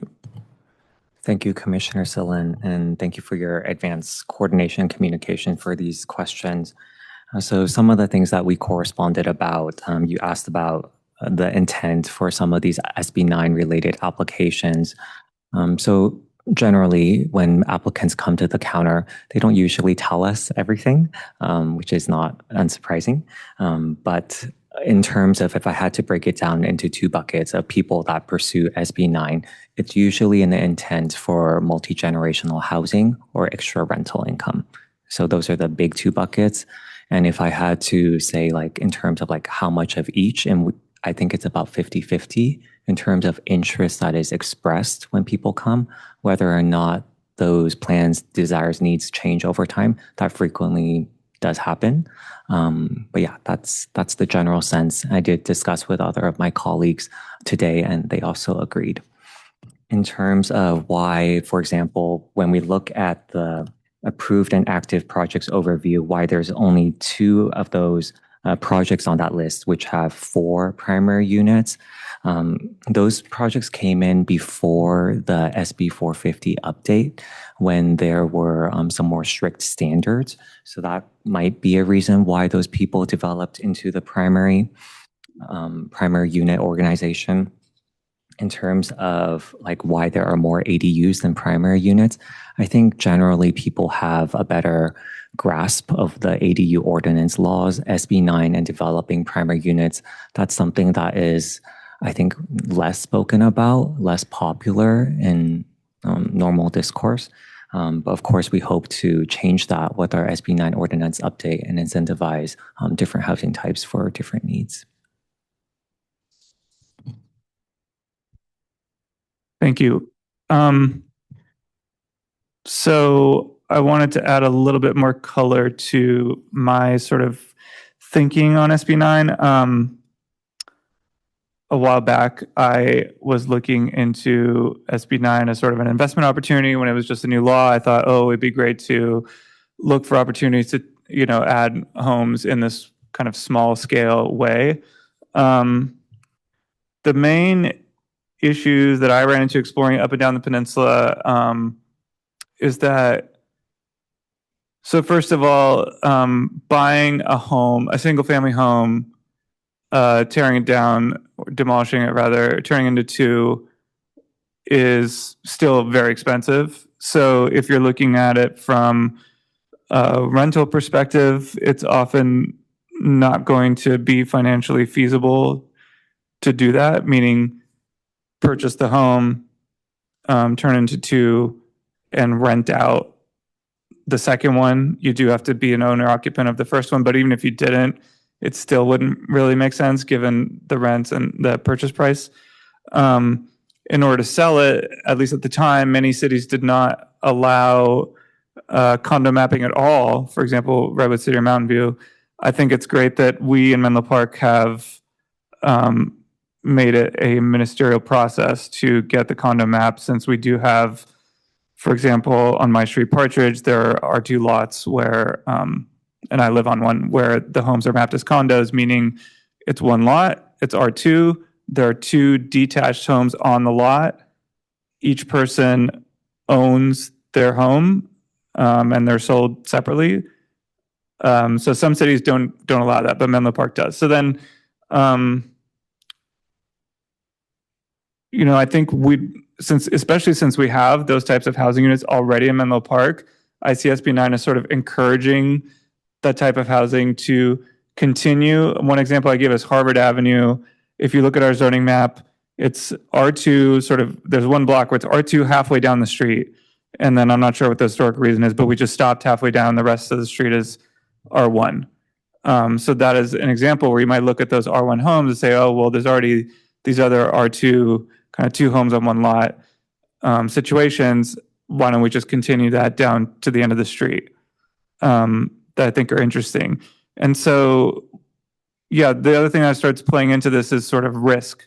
And so even if you could sell the homes and you don't have to rent them, the question becomes, if I buy a single family home, why would I, instead of building one, build two, given that even with SB 450, the total amount of square footage I get is pretty much the same. All the other development standards are the same.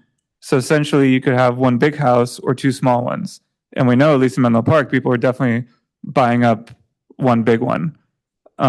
So especially as you get further away from these R2 streets, I think, I'm guessing, and that might explain some of the data we're seeing with regards to condo mapping, and Mr. Chan saying a lot of these are kind of multi-generational opportunities, because if you're sort of thinking of this from like a speculative standpoint, it still becomes kind of risky. If you're on an entire street full of single family homes, you take that risk of building two instead of one, it's going to cost you more. You have to do two electricity connections, sewer, water, all those different things. You might need a longer driveway. There's just a lot of other things that come into play. Potentially fees go up. And so in order for that to be worth it, you would need to know that you can for sure sell that second home. And there might be a question of like, well, if it's the only one on the street, people might not like that. So what I would want us to consider is, what can we do given that those constraints? What can we do to still encourage people in the face of all those things to build the two homes instead of the one big one? And I think it really comes down to, well, money. And in this case, money would be square footage. So I believe previously I've shared the article about cities like Portland, for example, where you actually get a little bit more square footage the more units you build. So that's one option we could consider. There's building coverage, there's FAR, and then there's height. Those are all different things where we could give the property owner a little bit more as an incentive for building the additional unit or units, so that they're more encouraged to build those additional units versus just a bigger single family home versus what was there previously. I think other things we could look at would be fees, and I don't have a good understanding of what our fees are for a single family home. Demolish, build a new single family home versus single family home, demolish, build two. But if there is a big difference, that could be an opportunity for us to, again, either reduce the difference or even flip it, so that building 2 is more favorable. So those are just some general ideas to throw out. Curious what other commissioners think. Vice Chair Baruzzi. Yeah, one thing that just to piggyback off that, I've also been looking at Portland to try to understand more about ways to incentivize the development of multiple smaller properties on a piece of land. And I actually sent an article about that to Ms. Sandmeyer earlier today. I think that that's something we should explore, like additional floor area allowance for somebody who's willing to build multiple smaller units within SB 9. I think that seems, yeah, I would +1 that. The other thing I was going to inquire about, but I think I've already got my answer, is the owner occupancy requirement. It really seems as though the state law is pretty ironclad on that. Is that accurate to the staff? Thank you, Vice Chair Baruzzi. So one of the basic requirements for SB 9, SB 450 is that parcel owners must occupy one of the units as their principal residence for a minimum of 3 years from the date of the urban lot split approval. And that is also ensured by a signed affidavit, which we require upon application submission. Yeah, that was my understanding as well. So I'll just say that I don't think it's within our purview tonight, but we do see a lot of what I would say are in like investor redevelopments in our city. I mean, we had one earlier this evening, I think, or at least it was somebody who's come with many of these developments through the city. We see a lot of Thomas James homes. And I think it's a little bit strange and regrettable that that's totally allowable and fine, that people can sort of speculate, to use a negative loaded term, on single family homes and rebuild them with relative ease. And in fact, they can get so good at it that they can get them through planning faster than, you know, an individual architect who's not as accustomed to our processes. But that it becomes much more complicated for somebody to take the same lot and rebuild it with 2 homes or 4. I just find that regrettable. And I think just as a policy matter, our city might, again, want to explore down the road other ways of adding gentle density that don't depend on SB 9 or the ADU laws. What are the interactions of construction time with owner occupancy? If I split my lot and it takes 2 years to construct whatever is new, do I now have a 1 year remaining to occupy that, or do I have 3 years remaining? I would believe that that owner occupancy requirement would come after your like certificate of occupancy, when you can actually go into the unit. Does that answer your question? If that's the correct answer, it does. I was just reading back the specific text that you outlined. It said 3 years from the date of the lot split itself, and I wasn't sure if that started the clock. I'll look to our city attorney's office in case there's some more information about the time frame for that. Commissioner Schindler might have more context. And if I may piggyback on questions for the city attorney, just following up on threads that have already been laid out. I'm curious with regard to owner occupancy, what the state's interpretation of a less restrictive or more permissive version of that would be. So if we chose to be less restrictive and more permissive, which is our theme for tonight, with that requirement, what do we think the state would, what would that be in the eyes of the state? I think that you can't for this one. I think that this is a requirement by state law that would preempt local ordinances. So I could look into it a little bit more, but my read is that this is a sort of baseline requirement. It's not something it's not one of the lists that's one of the items that's allowed in a local ordinance necessarily. Okay. But I'm still looking into the timing question. Okay. And then one other thing I wanted to add to the conversation, while I agree with most everything that Commissioner Sillen mentioned, is another potential vector of permissibility is, and I want to ask if this is even possible, but one of the thoughts in my head is, can we eliminate any side setbacks between the properties being split? So if I have an existing parcel and I want to build 2 townhomes on them that share a wall, I would not be able to encroach on either neighbor on either side, but I would be able to, because I own both of those, I would be able to eliminate any required setback between those 2 parcels, which would de facto create a townhouse structure. Obviously, anyone buying into that would know what they're getting themselves into after the lot split. And so I want to add that to our discussion, assuming that that would be allowable as one of the avenues that we can be more permissible than the state minimum requirements. Thank you, Chair Silverstein.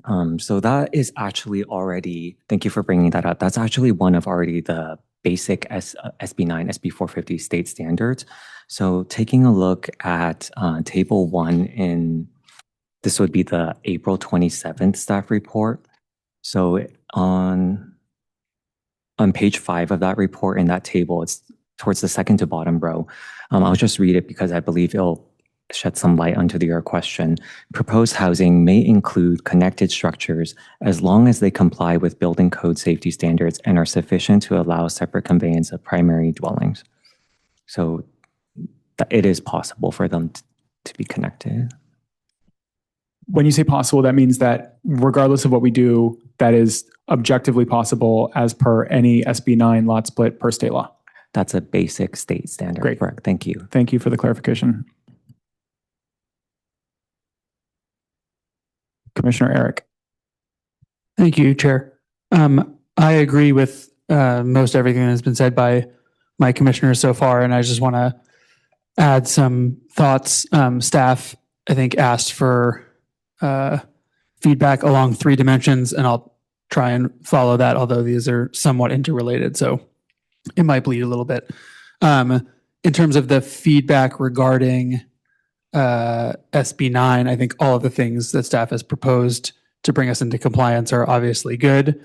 I would be, following up on some other comments, in favor of adjusting the way we do floor area limits.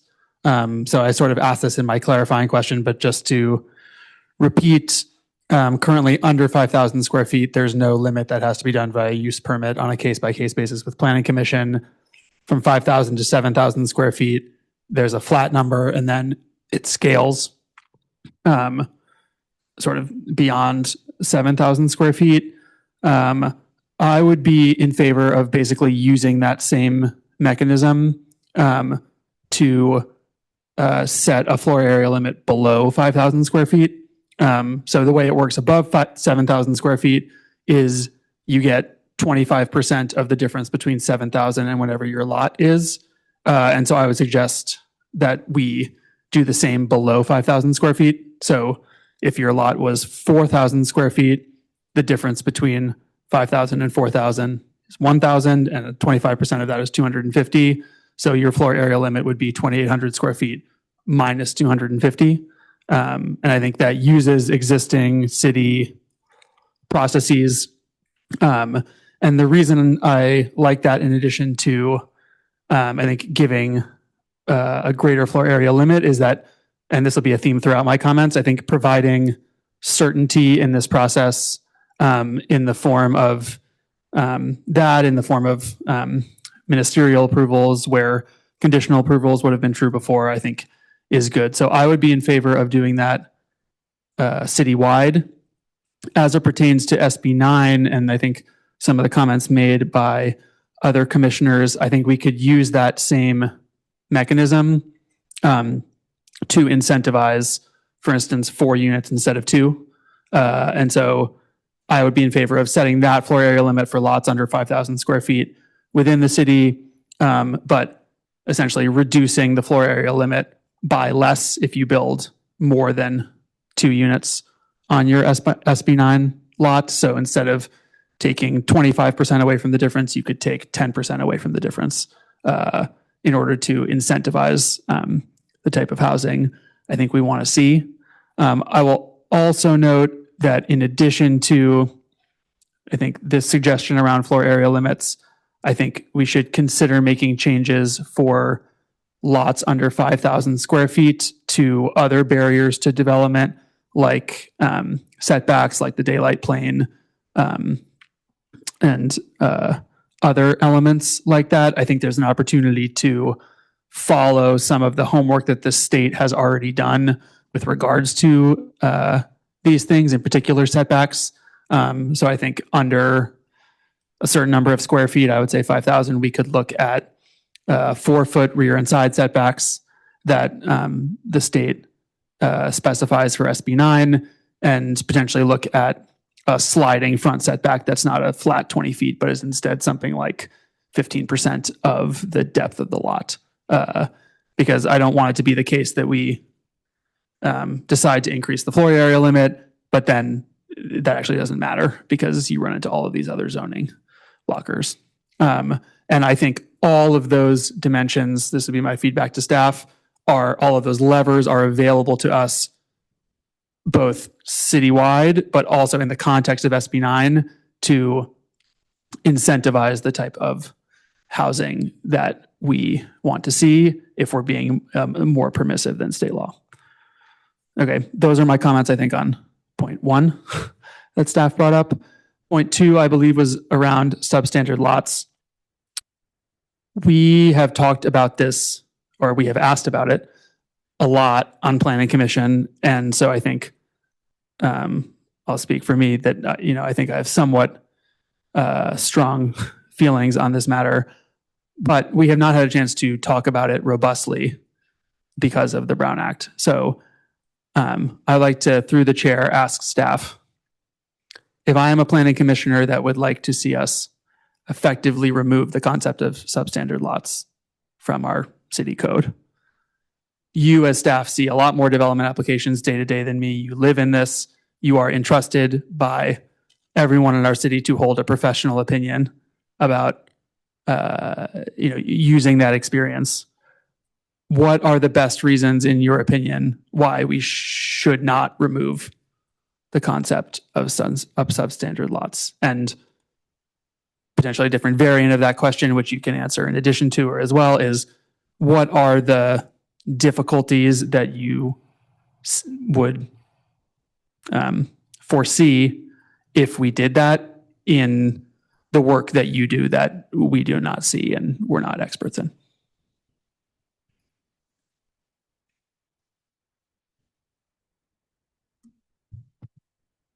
Thank you, Commissioner Eric. That's a big question. I will give my, personal, professional opinion for this. In terms of looking at ways to streamline housing development, we've identified these preliminary 2 options. They're options. There could be more options, but these are the 2 that we've seen and heard from time and time again. Also, the substandard lots use permit, that's the most common type of application this body sees. So we're looking at different ways that we could streamline the development review process.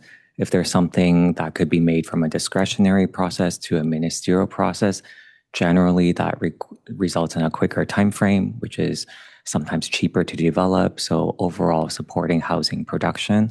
These are some of themes that we also echoed in the housing element. So we're following some of these different things that we've laid out in our general plan as like tidbits of different ways that we could make more housing in different types for different needs. In terms of like, if we got rid of the substandard lots use permit requirement, what would be the immediate ripple effect? Well, I think sometimes you hear in these commission meetings, this discretionary review process, a very valuable forum for neighbors to be able to come review the plans and talk about their different feedback, whether it be privacy, massing, aesthetics. So it would remove that forum and turn it into a ministerial process. So that is something that should be weighed. Thank you. That's a helpful answer. I am wondering, other than the difference in how use permit versus building permit for two-story single-family residences are treated, what other mechanisms throughout Menlo Park planning differentiates a standard versus a substandard lot? So if the concept of substandard didn't exist, is it purely these discretionary reviews that we're talking about, or are there other downstream ramifications that we don't even necessarily have visibility to if there wasn't such a thing as a lot minimum, for example? The main difference is the requirement for a use permit. We actually have on the Planning Division website, if you'd like to take a look, it's under the guidelines and ordinance excerpt. It's literally a flow chart that says when is a use permit required for single family development. So that is a common flow chart. If someone didn't had a project that didn't need to go through that discretionary review process, then it would be straight to building permit. I'm familiar with that flow chart, but I guess I was wondering, is there anything else that is not on that flow chart that someone might say, oh, your lot is substandard, therefore this random thing that we didn't think about, or that doesn't necessarily come before planning, has to be considered? Or is it purely this is the scope of which substandard lots get applied? So substandard lots is one topic. There's also non-conforming structures, so that could be an avenue. There could also be instances where someone's requesting a variance. So those are the other two types I can think of off the top of my head. Thank you. Sorry, I'm just gonna go for it. Thank you. Okay.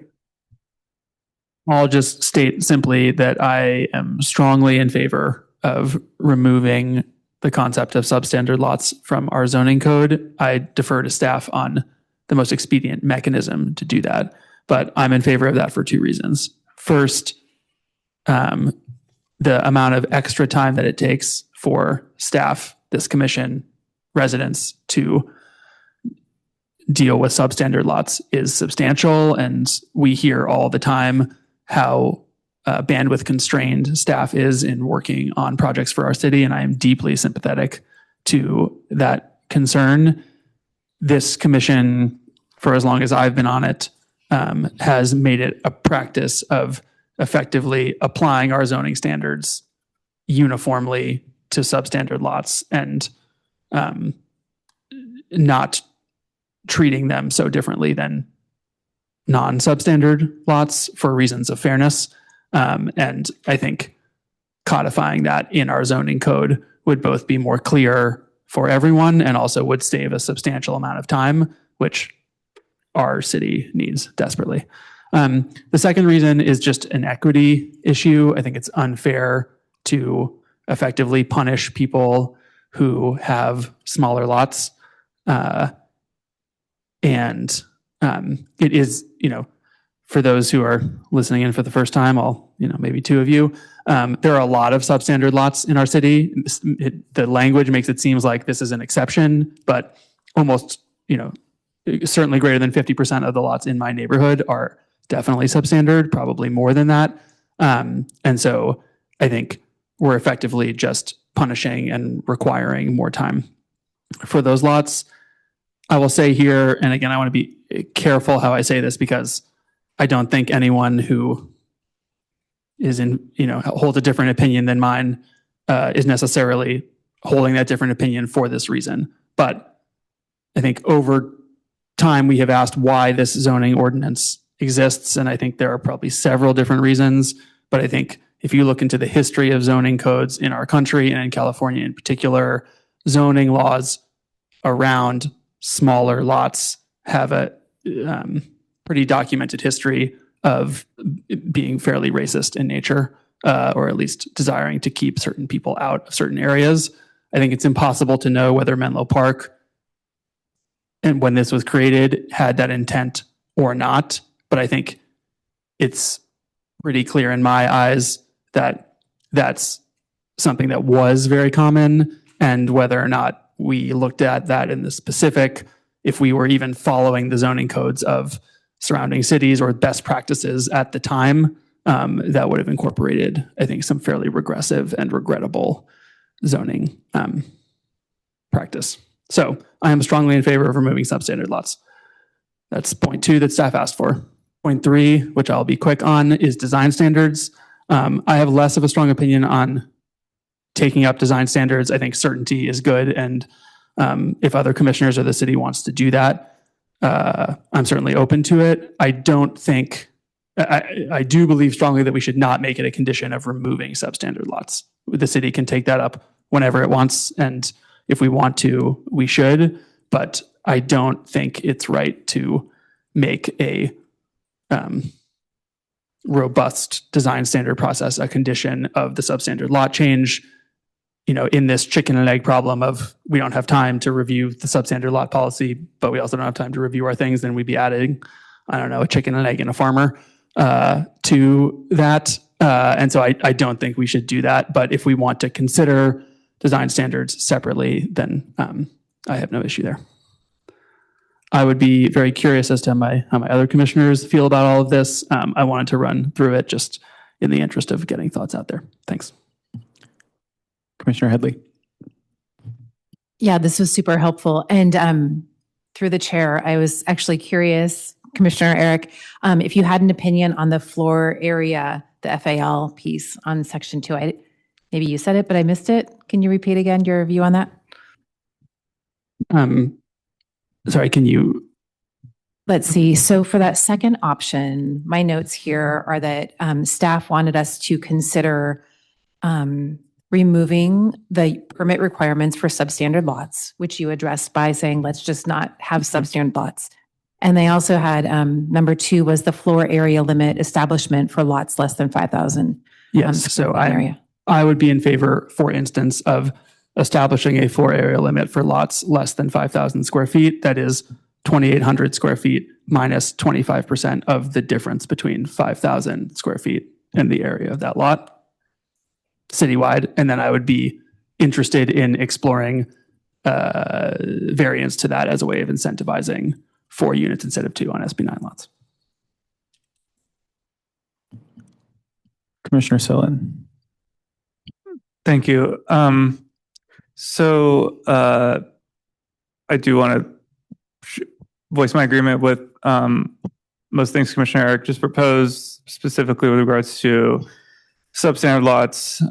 Definitely on board with removing that. I think where I come at it from is, yeah, just my history of being a planning commissioner. It seems like, and this is very anecdotal, I would love to hear data from staff. And I would actually recommend that when staff brings this item to council, it would be great to have data on how many substandard lots applications have come before planning commission, let's say for the past 3 years per year, and how many of those were approved versus denied, and how many of those even had public comment. Because my sense is we are approving just about every single one, and then a lot of them don't have any public comment. They kind of just come in and they come and go. And yeah, another data point could be how many of them meet our zoning standards, because it seems like developers and homeowners are not using that as an opportunity to propose something outside of our usual requirements with regards to setbacks and heights and things like that. So it's pretty much just a regular project is what it seems to me, with some exceptions. So yeah, I'm on board with that. And with FAR under 5,000 square feet, or FAL, sorry if I'm not using the right one, I'm on board with that proposal as well. I think with development standards, I really appreciate Commissioner Schindler sharing the examples from Redwood City and Palo Alto. I was living in Redwood City when they started gathering the information for that. It was interesting to see the outcome of it.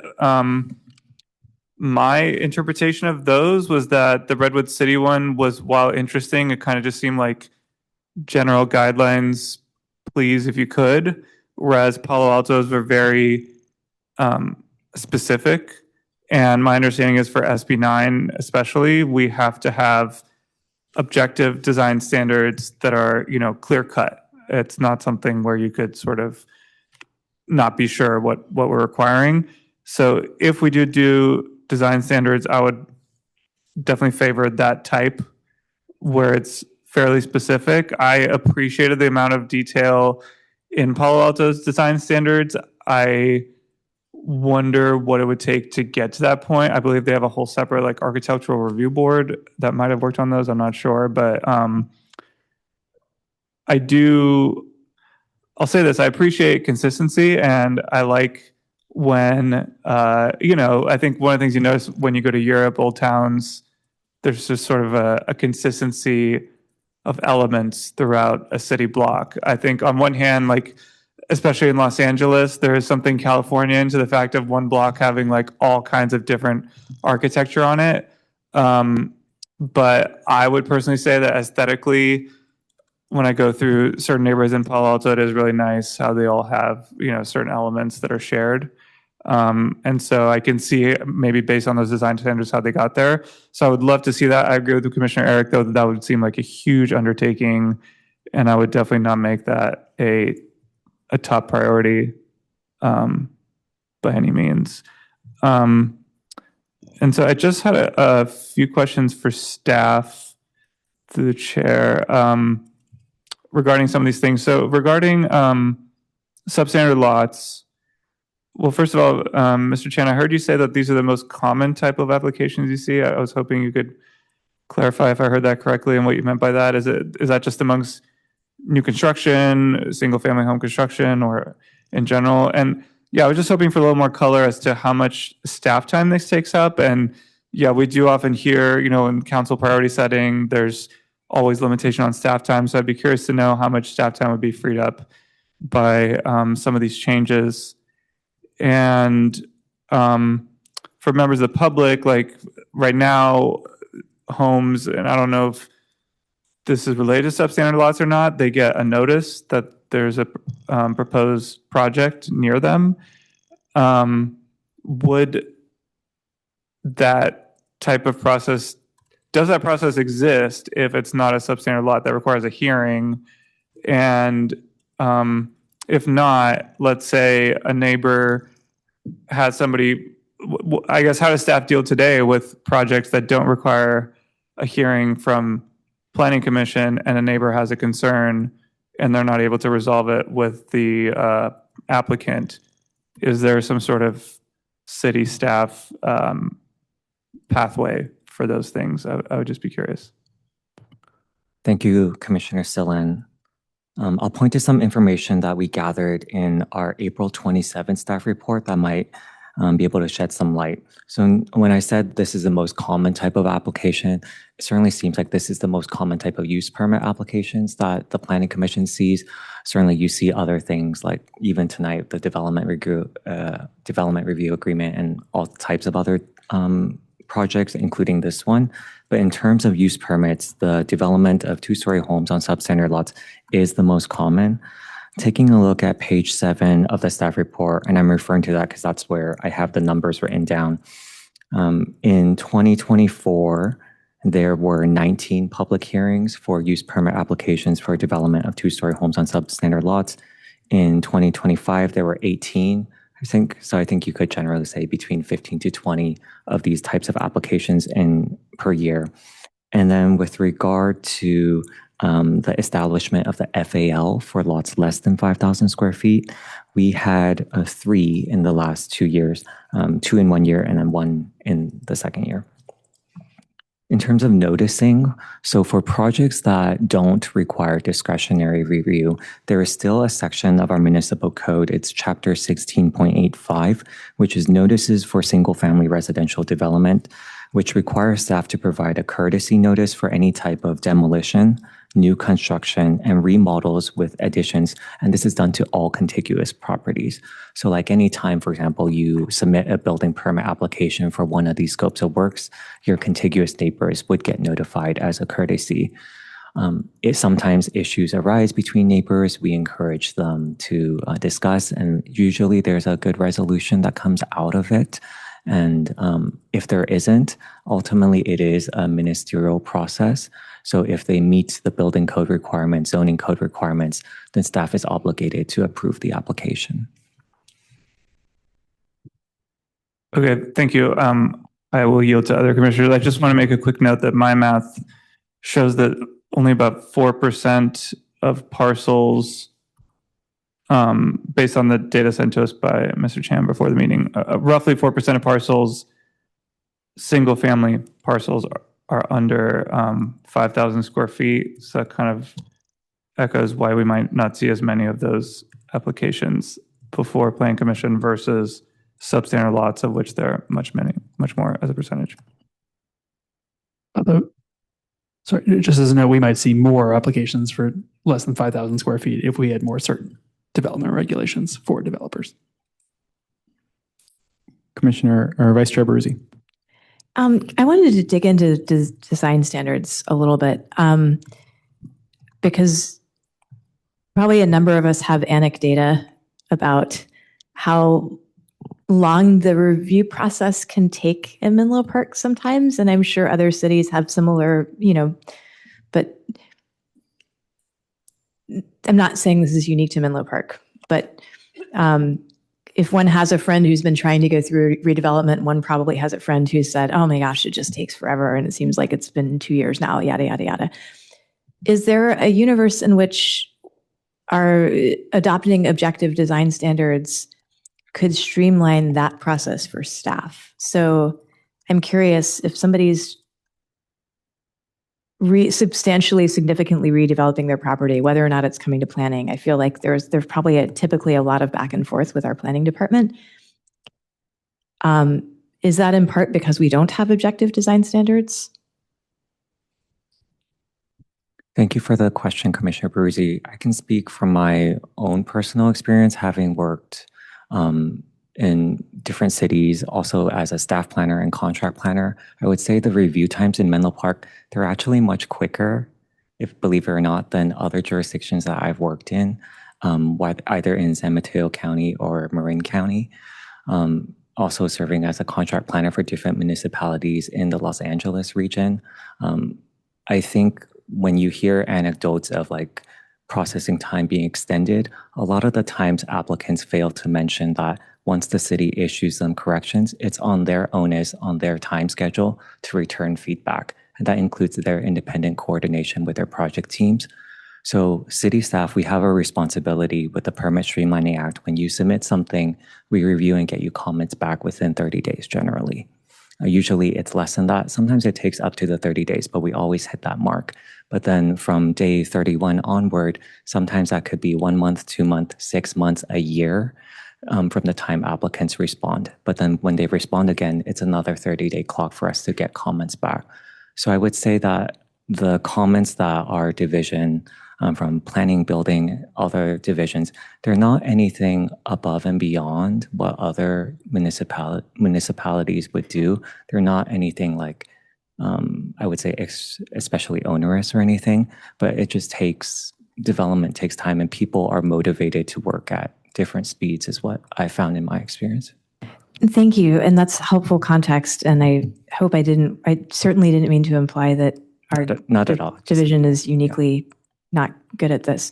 But I am curious about whether or not in some of those back and forth processes could be curtailed if we had objective design standards.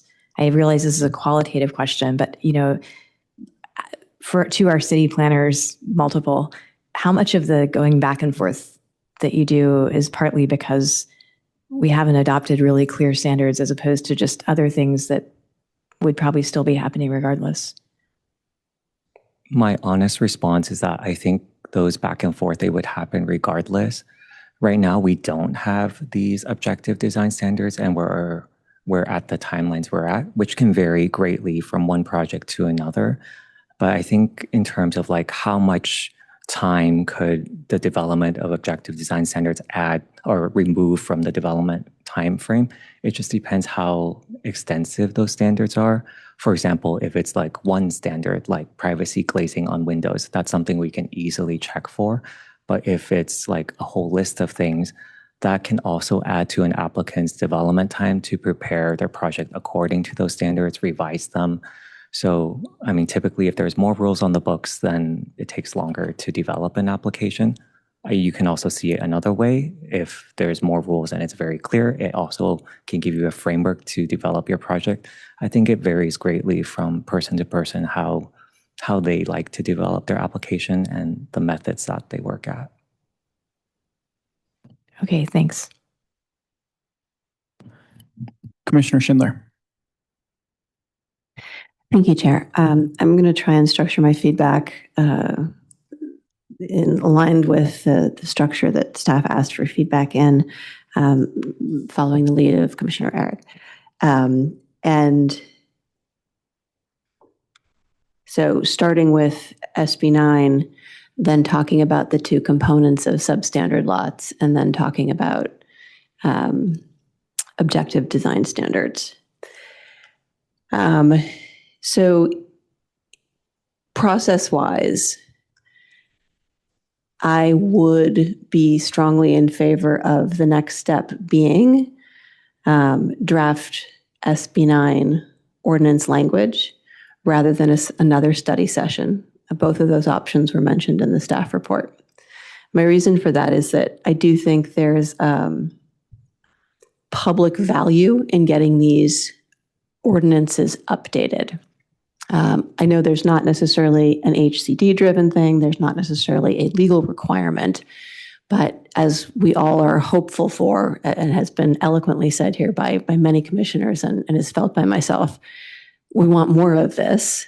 And so one of the ways we can get more of this is to make it very transparent as to what it means to use SB 9 and how to do it cleanly and clearly and how to understand it and think about it. So the staff report even says that today we aren't enforcing the things that are posted on our website as SB 9 regulations. But how confusing would that be if this were something that you were thinking about and you had engaged an architect and a developer to help you think about, and then you're like, wait, what? So I'm starting with that because I also would like to see a couple of places where we explicitly find ways to be more permissive or less restrictive than the language already is. And before I go into those, I will say that I have read through all the places where it says we're going to remove the inconsistency, and I don't have any concerns specific to that. Like Commissioner Eric and others, increasing the FAL was one of the top ones, was my top one. I simply made a note of a sliding scale.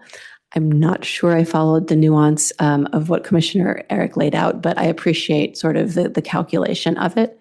And my only concern is just, is there some point on the bottom of that sliding scale where it starts to intersect with some of the other restrictions? I like the consistency in that it works up and it works down on a sliding scale. So I would like staff to think about numbers and scalability and growth and curves and so on and so forth. I noted when I wrote out that having a sliding scale for increasing FAL would be my top thing. I presumed that when you run the numbers, you'll think about what the impact is on some of the other factors that were considered, whether it's height or setbacks, and that we would have to potentially develop modifications on those as well. So if there were a straw poll going on right now, I would also put a vote under the increasing FAL, and then potentially the subsequent metrics that go along with that. I had also noted if there were a way to reduce the owner requirement, but we've discussed that and there isn't. I also noted that it's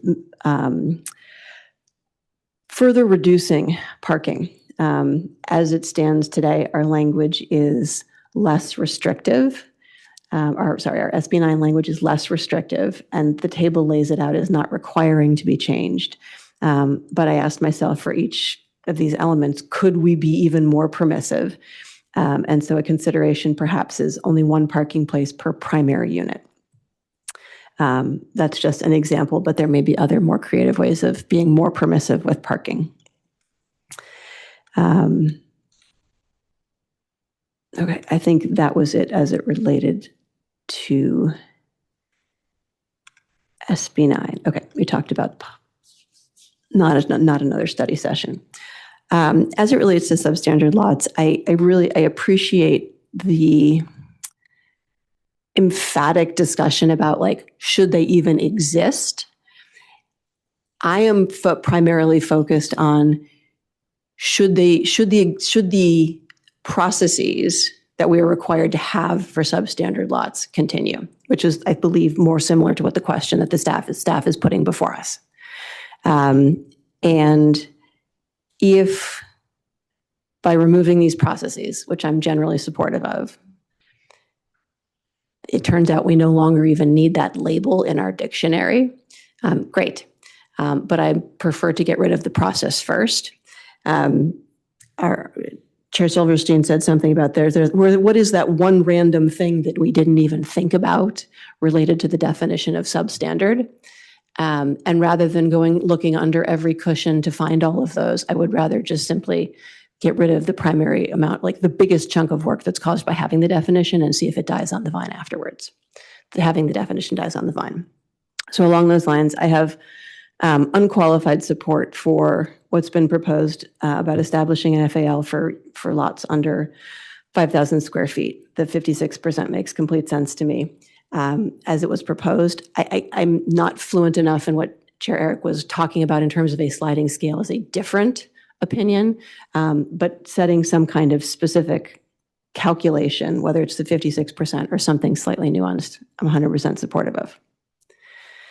Regarding needing a use permit for developing a second floor in a substandard lot, I have qualified support for, because I do think I want to see some version of a short list user permit, design standard conversation happen. Because most of the time that that people come in here, this commission is really like supportive and genuine in hearing the concerns of the neighbors. I think this commission has extended itself time and time again to listen to and acknowledge and validate privacy concerns or concerns about trees or concerns about, privacy, what's the word they use in object, like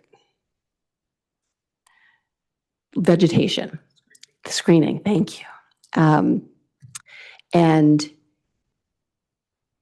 to say that all of that goes away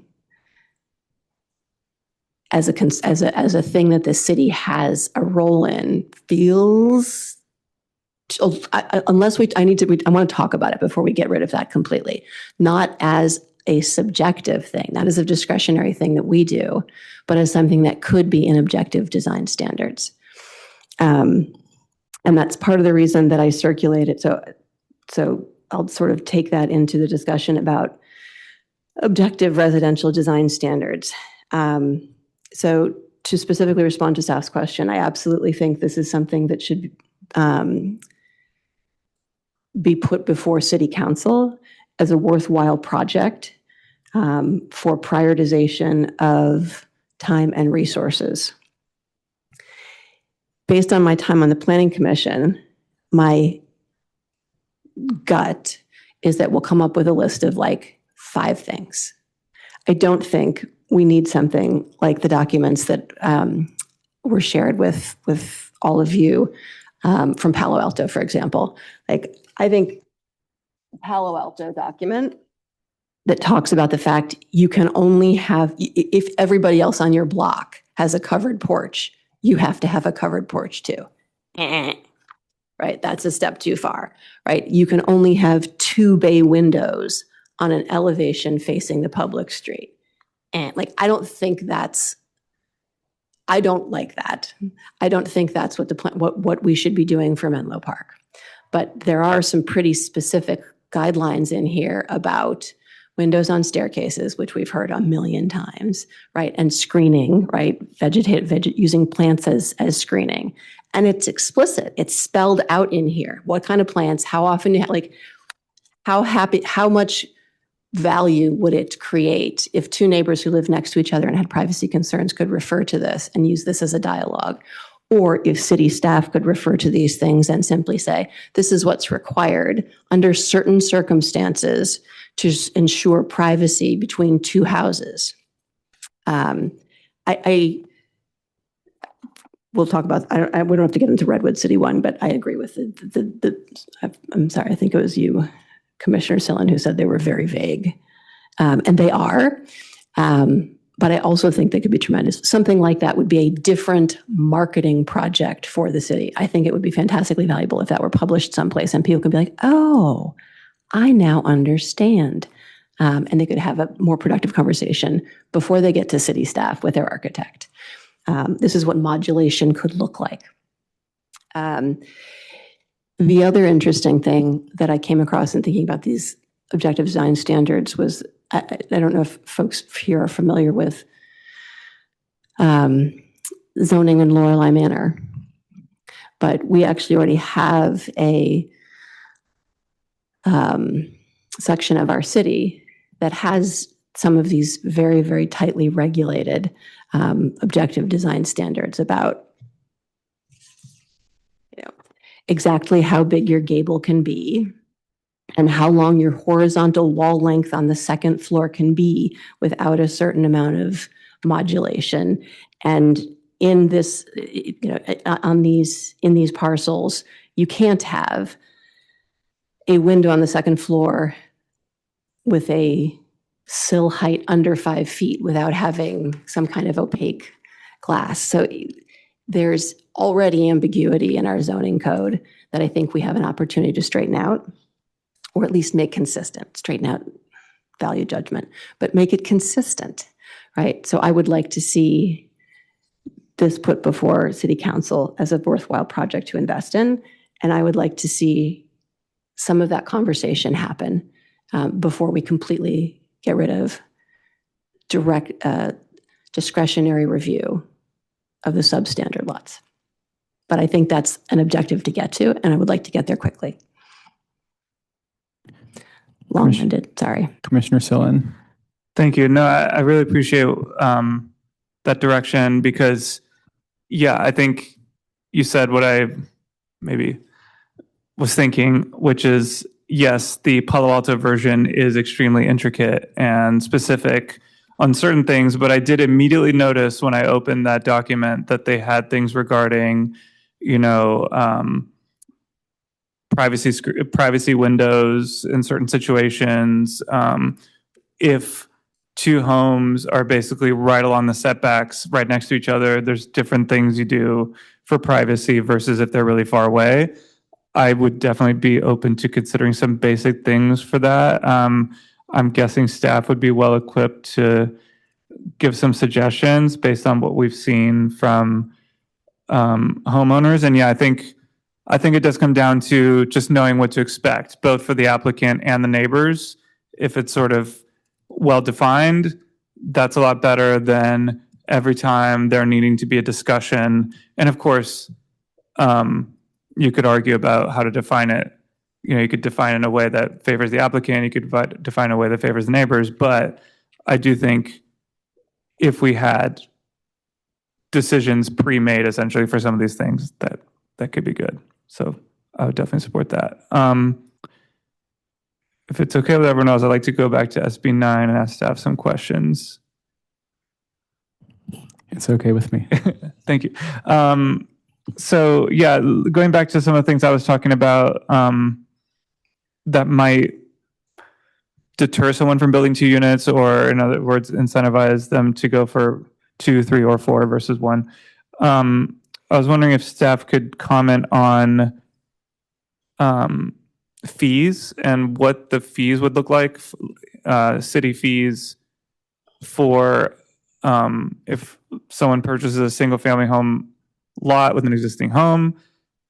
Scenario A, they submit an application, demolish it, build a single family home. Scenario 2, they submit an application, demolish it, and build, let's just say, no lot split, 2 homes via SB 9, but the same square footage in both scenarios. Total square footage, what can staff comment on, would there be any additional fees simply because it's 2 units versus 1, and what roughly would that difference be, either in percentage or dollar amounts?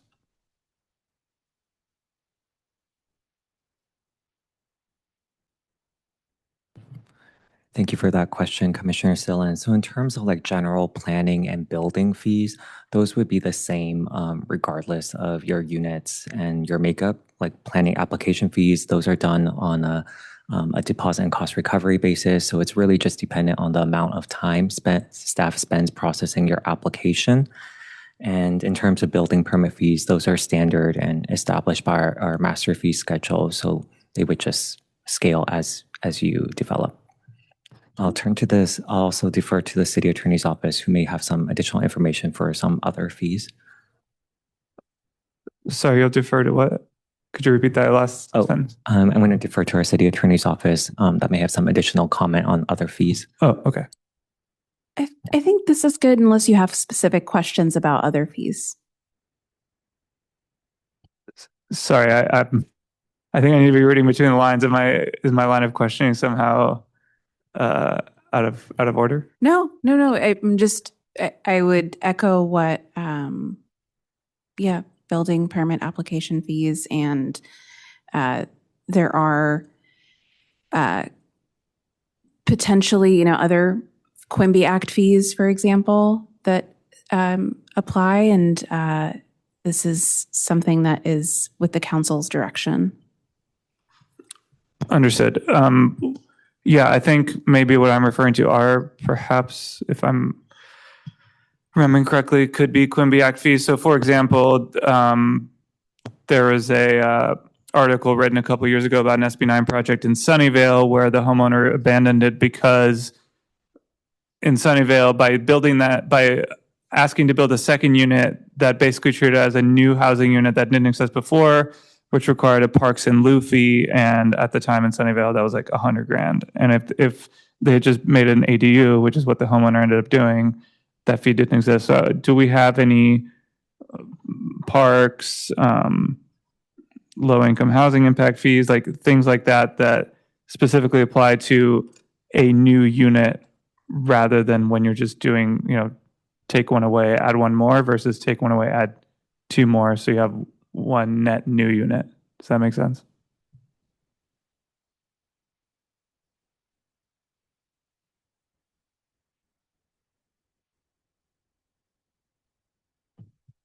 Can you rephrase your question? Do we have, so again, taking my scenario A versus B, same square footage, one project, scenario A has one big single family home, scenario 2 has two smaller homes that have the same total square footage. Are there any impact fees that get triggered for the second scenario that wouldn't get triggered in the first? Any additional fees or an increase in fees? For example, parks, BMR, housing and lieu fee, things like that.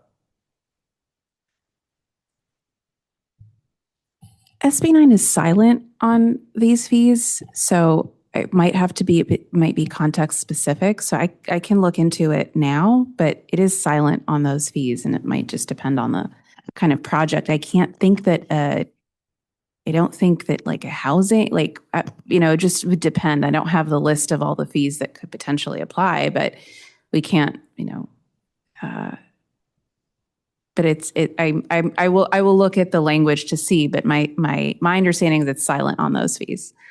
Yeah, sorry, I'm just asking. So this is under the background of wanting to not have a situation where someone has a single family lot and they choose to build a single family home instead of two single family homes, one instead of two, simply because if you build one, the fees are much lower than if you build two. So I was suggesting that we as a commission could consider asking staff to study making those fees equal. And so I'm wondering if that is actually true, that you would pay more in fees in that second scenario. That's what I'm wondering. Thank you, Commissioner Sillin, for the additional explanation and background. So if you were to develop, for example, two primary units on one lot, the cost between developing like two new primary units without a lot split plus one ADU, like they would be the same, whether or not we don't use SB9, SB 450 to develop one unit, but if you develop like 2 units or 3 units, they're the same. same general fees for planning and building. In terms of like utility hookups and all those types of like separate things that sometimes add cost to a project, those are requirements that come from the different utility providers. So it's sometimes they allow units to share connections that could reduce fees, but sometimes they are strict about maintaining separate connections. So that's sometimes where we see differences in fees as well. Okay, and so we don't have any per unit fees is maybe what I'm asking. It's all based on square footage. Yeah, it's not like a one primary unit fee, one ADU fee, not like, yeah. Got it. Okay. Yeah, in that case, I guess the only option we would be looking at if we were to consider this path would be lowering our city fees in anticipation that the homeowner's gonna have to pay additional, like a second sewer connection fee or something. So we lower some other fee to compensate for that, but I don't know if that's realistic. So then the other question I want to ask is about condo mapping. So again, that I think is a good incentive for someone considering an SB9 project if they could know that they could submit a condo map, which would allow them to essentially sell each primary unit separately. Am I understanding correctly that when Menlo Park adopted its SB9 ordinance originally, that was already made a ministerial process, the submittal and approval of that map? Is that correct? Or do we currently have some sort of discretionary approval process for that? Even for the two projects that we have in the pipeline right now that are condo mapped? I believe it's a ministerial process. Okay, great. So then it sounds like what I'm hearing from other commissioners as well is building coverage and FAR/FAL are kind of the main levers we're looking at. And so there was one case that I wanted to ask about that I think already gives sort of a bonus to someone doing an SB9 project, and that would be, and so this is a question for staff to make sure I'm looking at this correctly. So hypothetically, I have a 10,000 square foot single family home lot. My understanding is if I just build one home on that lot, I would have approximately 35% floor area coverage, so 3,500 square feet, and roughly the same amount of building coverage for just one home. So 10,000 square feet, one home, 3,500 square feet maximum. If I split that lot into two 5,000 square foot lots, based on our current development standards, for each 5,000 square foot lot, I would get 2,800 square feet of floor area, which if I build on each of those 5,000 square foot lots, the full size home that I'm allowed, I would have 5,600 square feet of floor area. So is that correct that if I have a 10,000 square foot lot, I would get 3,500 square feet, but if I split into two, I would get 5,600 square feet, which is roughly 2,000 square feet more, or a 57% bonus, if you will? Thanks for that question. Without doing the math right now, but just looking at like the R1U FAL descriptions, I chose R1U because that's the largest percentage of single family zone parcels that we have. I believe you're correct. Okay, thank you. So yeah, what I would propose, similar to what Commissioner Eric proposed for the under 5,000 square feet sort of calculation, basing that on what we're already doing. If you go over 7,000, I would say if considering a bonus for encouraging multiple units, I think we could treat this as sort of the base case, which is that today, without the commission doing anything, if you had a 10,000 square foot lot and split it into two, you would essentially get 57% extra floor area. That does change if your original lot is bigger or smaller. This is sort of the best case you could get. So if you have a 20,000 square foot lot and you split it into two 10,000 square foot lots, you would not get this 50+% bonus. But if we sort of treat this as our best case scenario, we could just consider applying something like this to all the other lot sizes for an SB9 project. So something like, regardless of how big your lot is, if you build one unit, you get what we have today in our zoning code.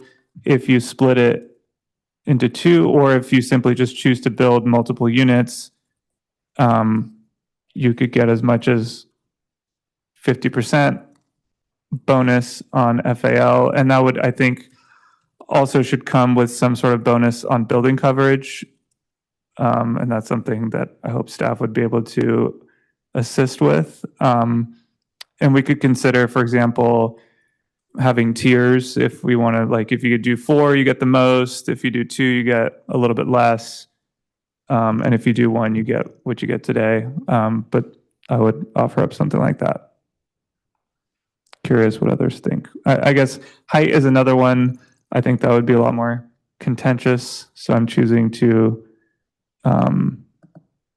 not consider that as an incentive at this time. Commissioner Farrick, do you have any comments? Sure, thanks. So similar format. SB9, I'd probably am a bit of an outlier in that I'd prefer to have Menlo Park operate consistently with state standards rather than try to craft more permissive standards. I don't know that I don't believe the effort to do that would have a potential to move the needle all that much. Spending months crafting that might not be the best use of time given the greater interest we've seen in ADUs and the challenges with splitting the majority of our properties that are already so small. So, I think one easier solve might be to have the planning staff that at the desk, make sure that they're really marketing it when potential applicants come forward, to make sure they know that they do have this potential to add much more square footage and housing if they take advantage of existing SB9 rules. With respect to substandard lots, I would like to remove the use permit requirements for substandard lots, and I just would want that the consistency that remains with the setbacks and the requirements, and that there's a mechanism for neighbor concerns to be elevated, such as through an appeal of a staff decision.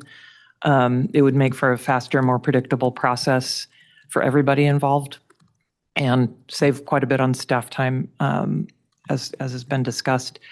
In the event a homeowner proposes a variance or really non-complying project, then I think we should retain discretionary review. And then third, with respect to design guidelines, I do think this would be well worth it. They go hand in hand. As Commissioner Schindler was discussing, I think it would be worth it. It would remove inconsistent planning commissioner viewpoints on design. It would set a consistent expectation across projects that don't need to come here at all. And most of them wouldn't in the future state where there's no substandard lots and there's clear design guidelines. And it would ultimately create a faster, more predictable process, though I realize it will take some time to develop them.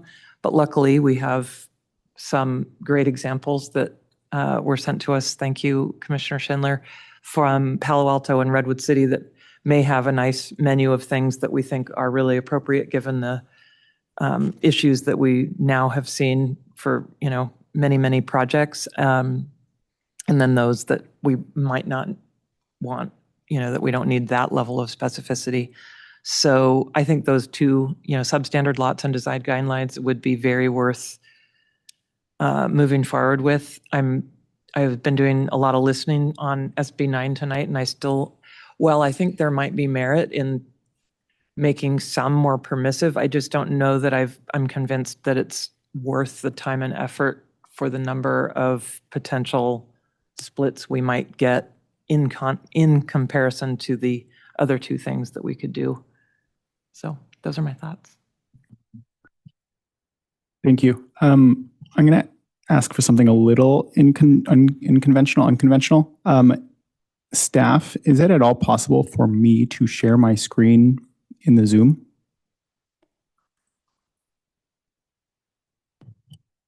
As long as we have a copy for the public, I don't know how it would work logistically, but anything you want to look at, we'd need. I would love to share what I would share to the public. And in fact, I sent something to staff ahead of time. I don't know if they could pull it up. I also would love to diagram out what Chair Eric was talking about in regards to the 25% decrease as you get below 5,000 square feet in terms of floor area limit. It's nice to visualize these types of things. So I do have a chart that would outline what we currently have and then what we could potentially have in terms of that. I also have something else in terms of substandard lots that I think would provide interesting additional context to the commission as well as any member of the public in terms of specifically where in Menlo Park our substandard lots are concentrated. So if staff wants to bring that up, that'd be great. Although I will add that the chart of visualizing the floor area limits is something that I put together right now and is not available to staff. Obviously, I could make it available to the public whenever or right after the meeting or yeah. Whatever you reference should be sent to staff. So this usually comes up when someone's like gone to a site visit and taken a picture and they pull up the picture at the meeting. So it's not out of the norm to have something that you want to share, but staff, we need to have a copy, usually ideally a hard copy to put, even as a gesture to put it in the, in chambers. But it's, how you want to work it here, that's up to staff how it's going to work logistically, but we would need a copy to staff for sure. Okay, so staff does have a copy. There's an HTML file that I put in the Dropbox that we talked about. If you would be able to open up, that would be great. And then I just emailed staff a simple image of a chart that would outline the floor area limits. While we're potentially pulling that up, it's 10:10. Can I call for a 5-minute recess? Any objections? Great. So recessed.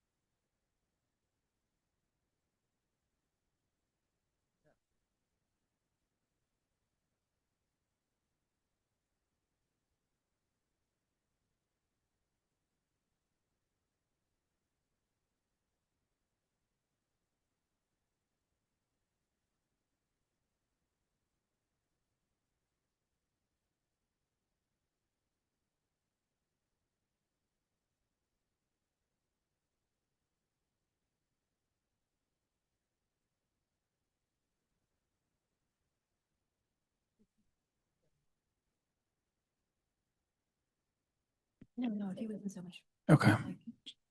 Should we bring us back?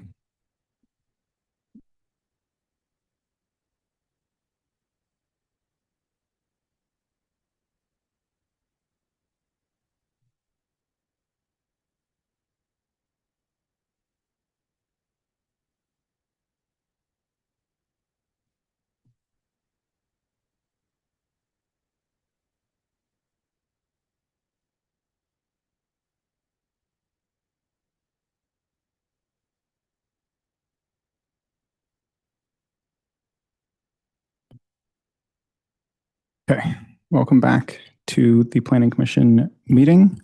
Mr. Ball, were you able to promote me to present? Yes.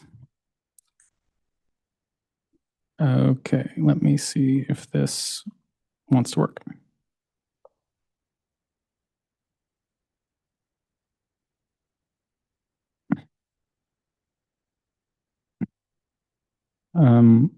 I see that I'm promoted, but I'm unable to share my screen. If that's a feature that is supposed to be available to me, it's not.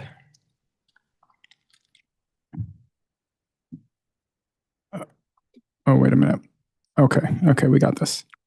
Okay, so I wanted to share a map that has been shared with city staff, and they will make available to the public. I downloaded all 10,000 plus lots, 10,336 lots in Menlo Park.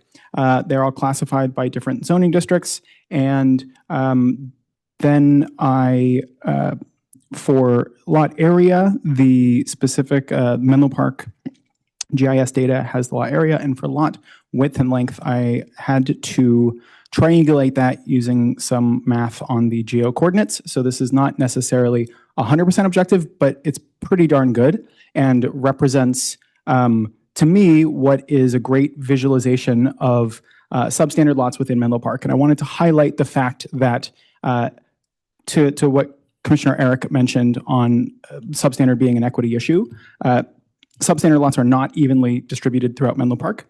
And so all lots in gray are non-residential, either commercial or public facilities.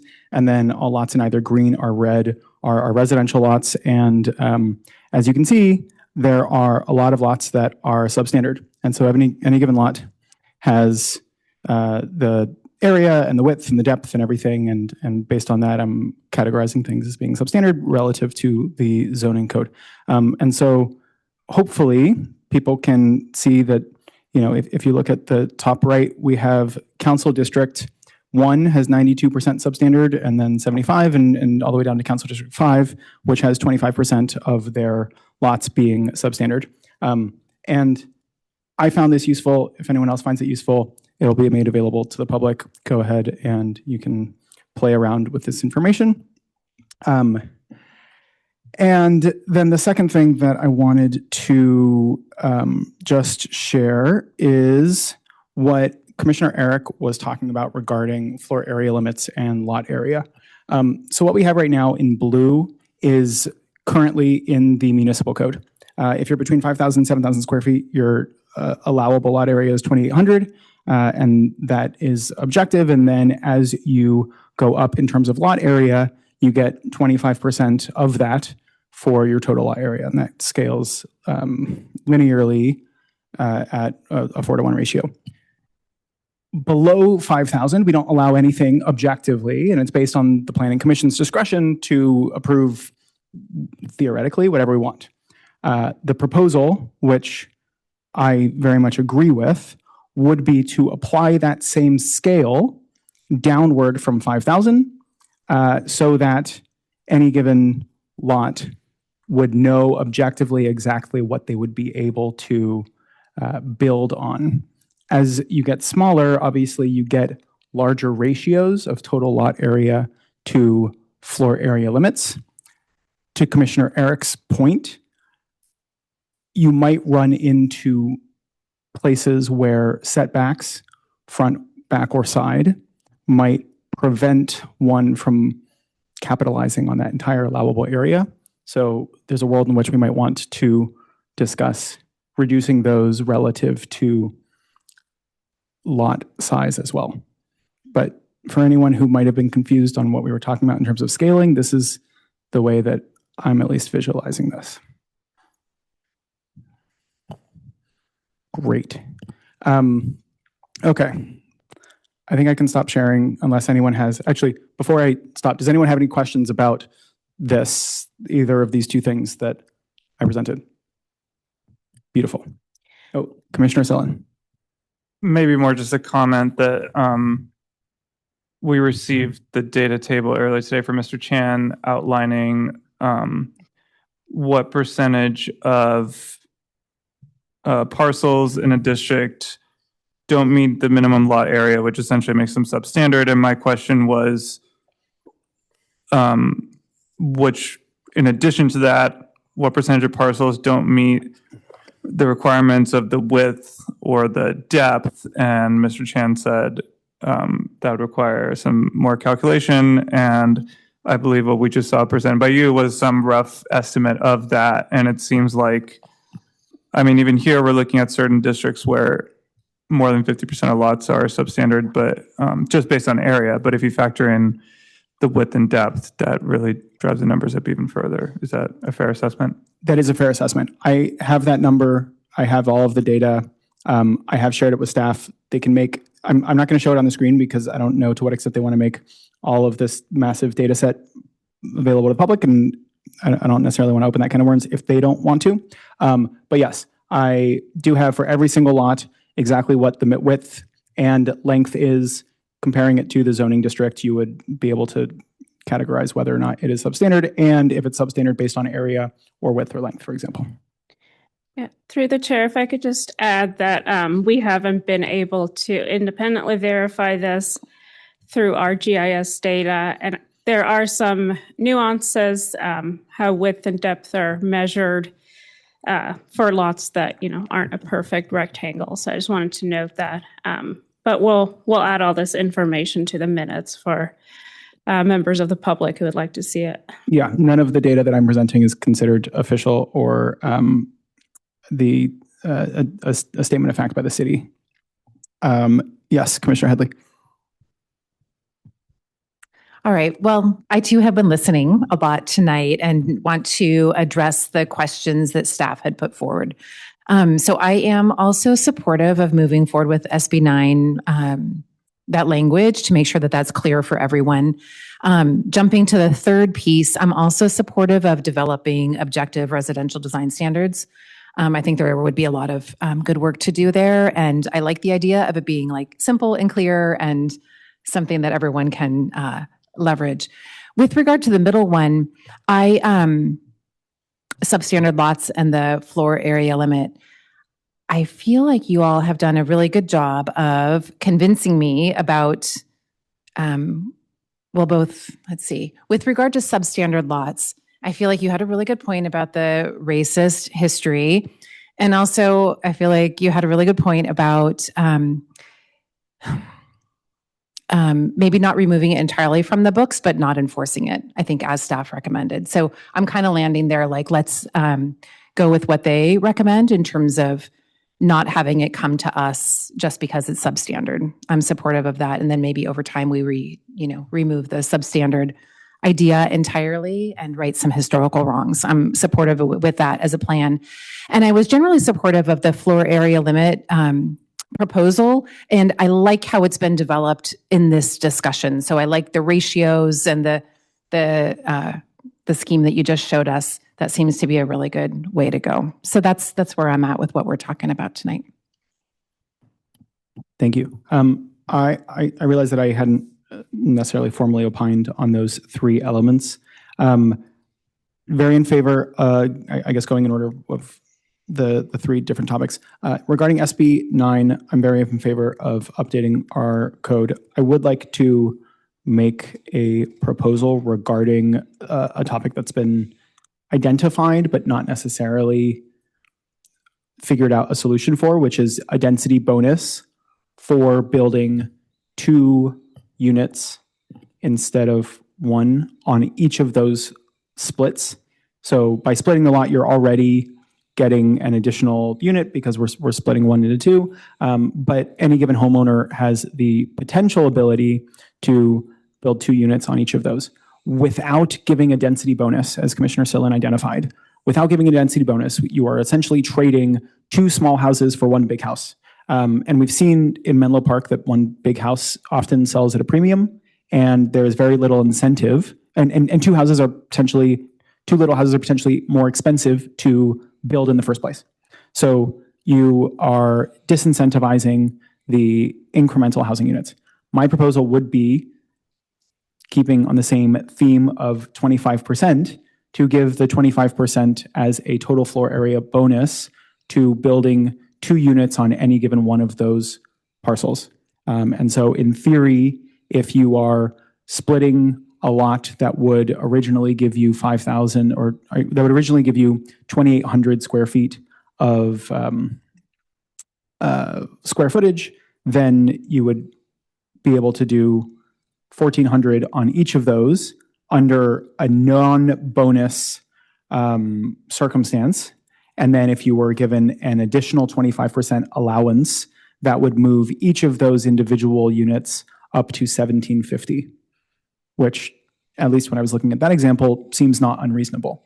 A 1,400 square foot house is a 2-bedroom, and a 1,750 house is a 3-bedroom, and that sounded more appealing.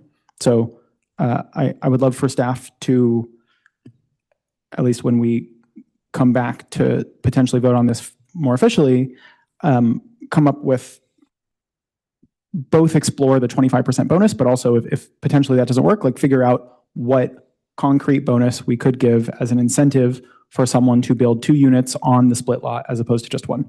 And I very much believe that we do need that incentive, because building 2 units is much more complicated, and I don't think anyone's going to take advantage of that.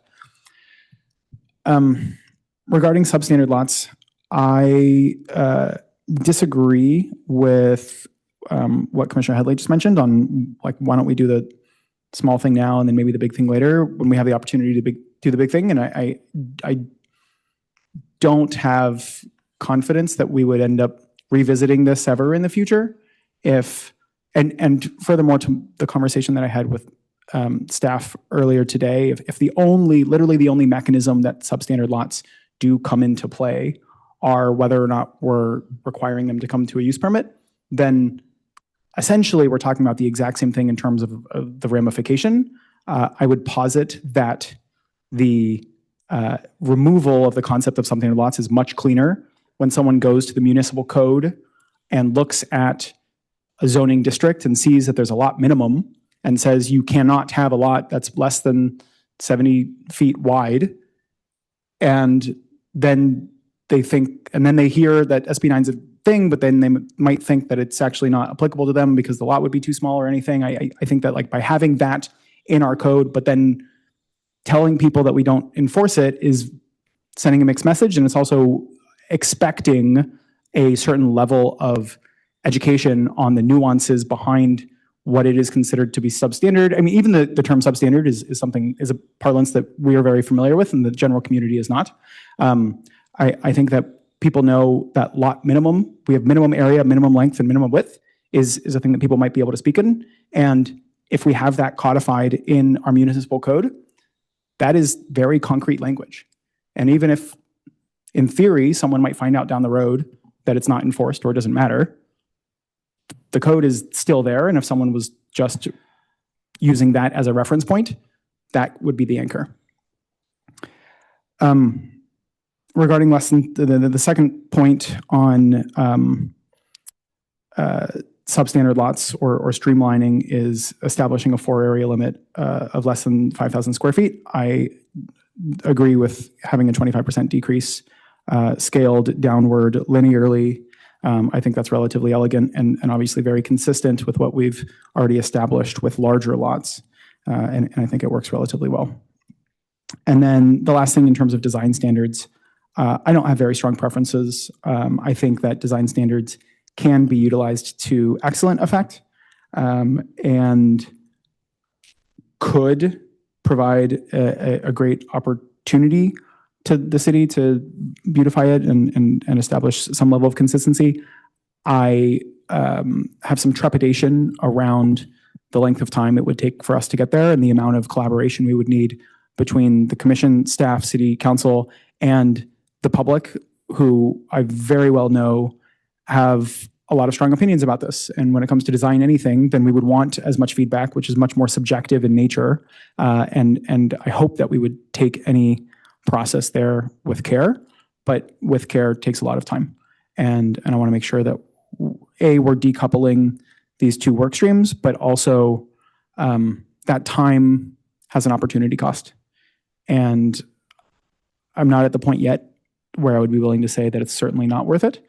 It very well could be, but I hope that we can at least recognize that the process we would be asking ourselves to do, similar to the conversation we had around SB 79 and having our own custom zoning plan, the process that we'd be asking ourselves to undertake for developing objective design standards is an arduous one. And I think that we should certainly explore it, but do so with some caution that it might not, the juice might not be worth the squeeze there.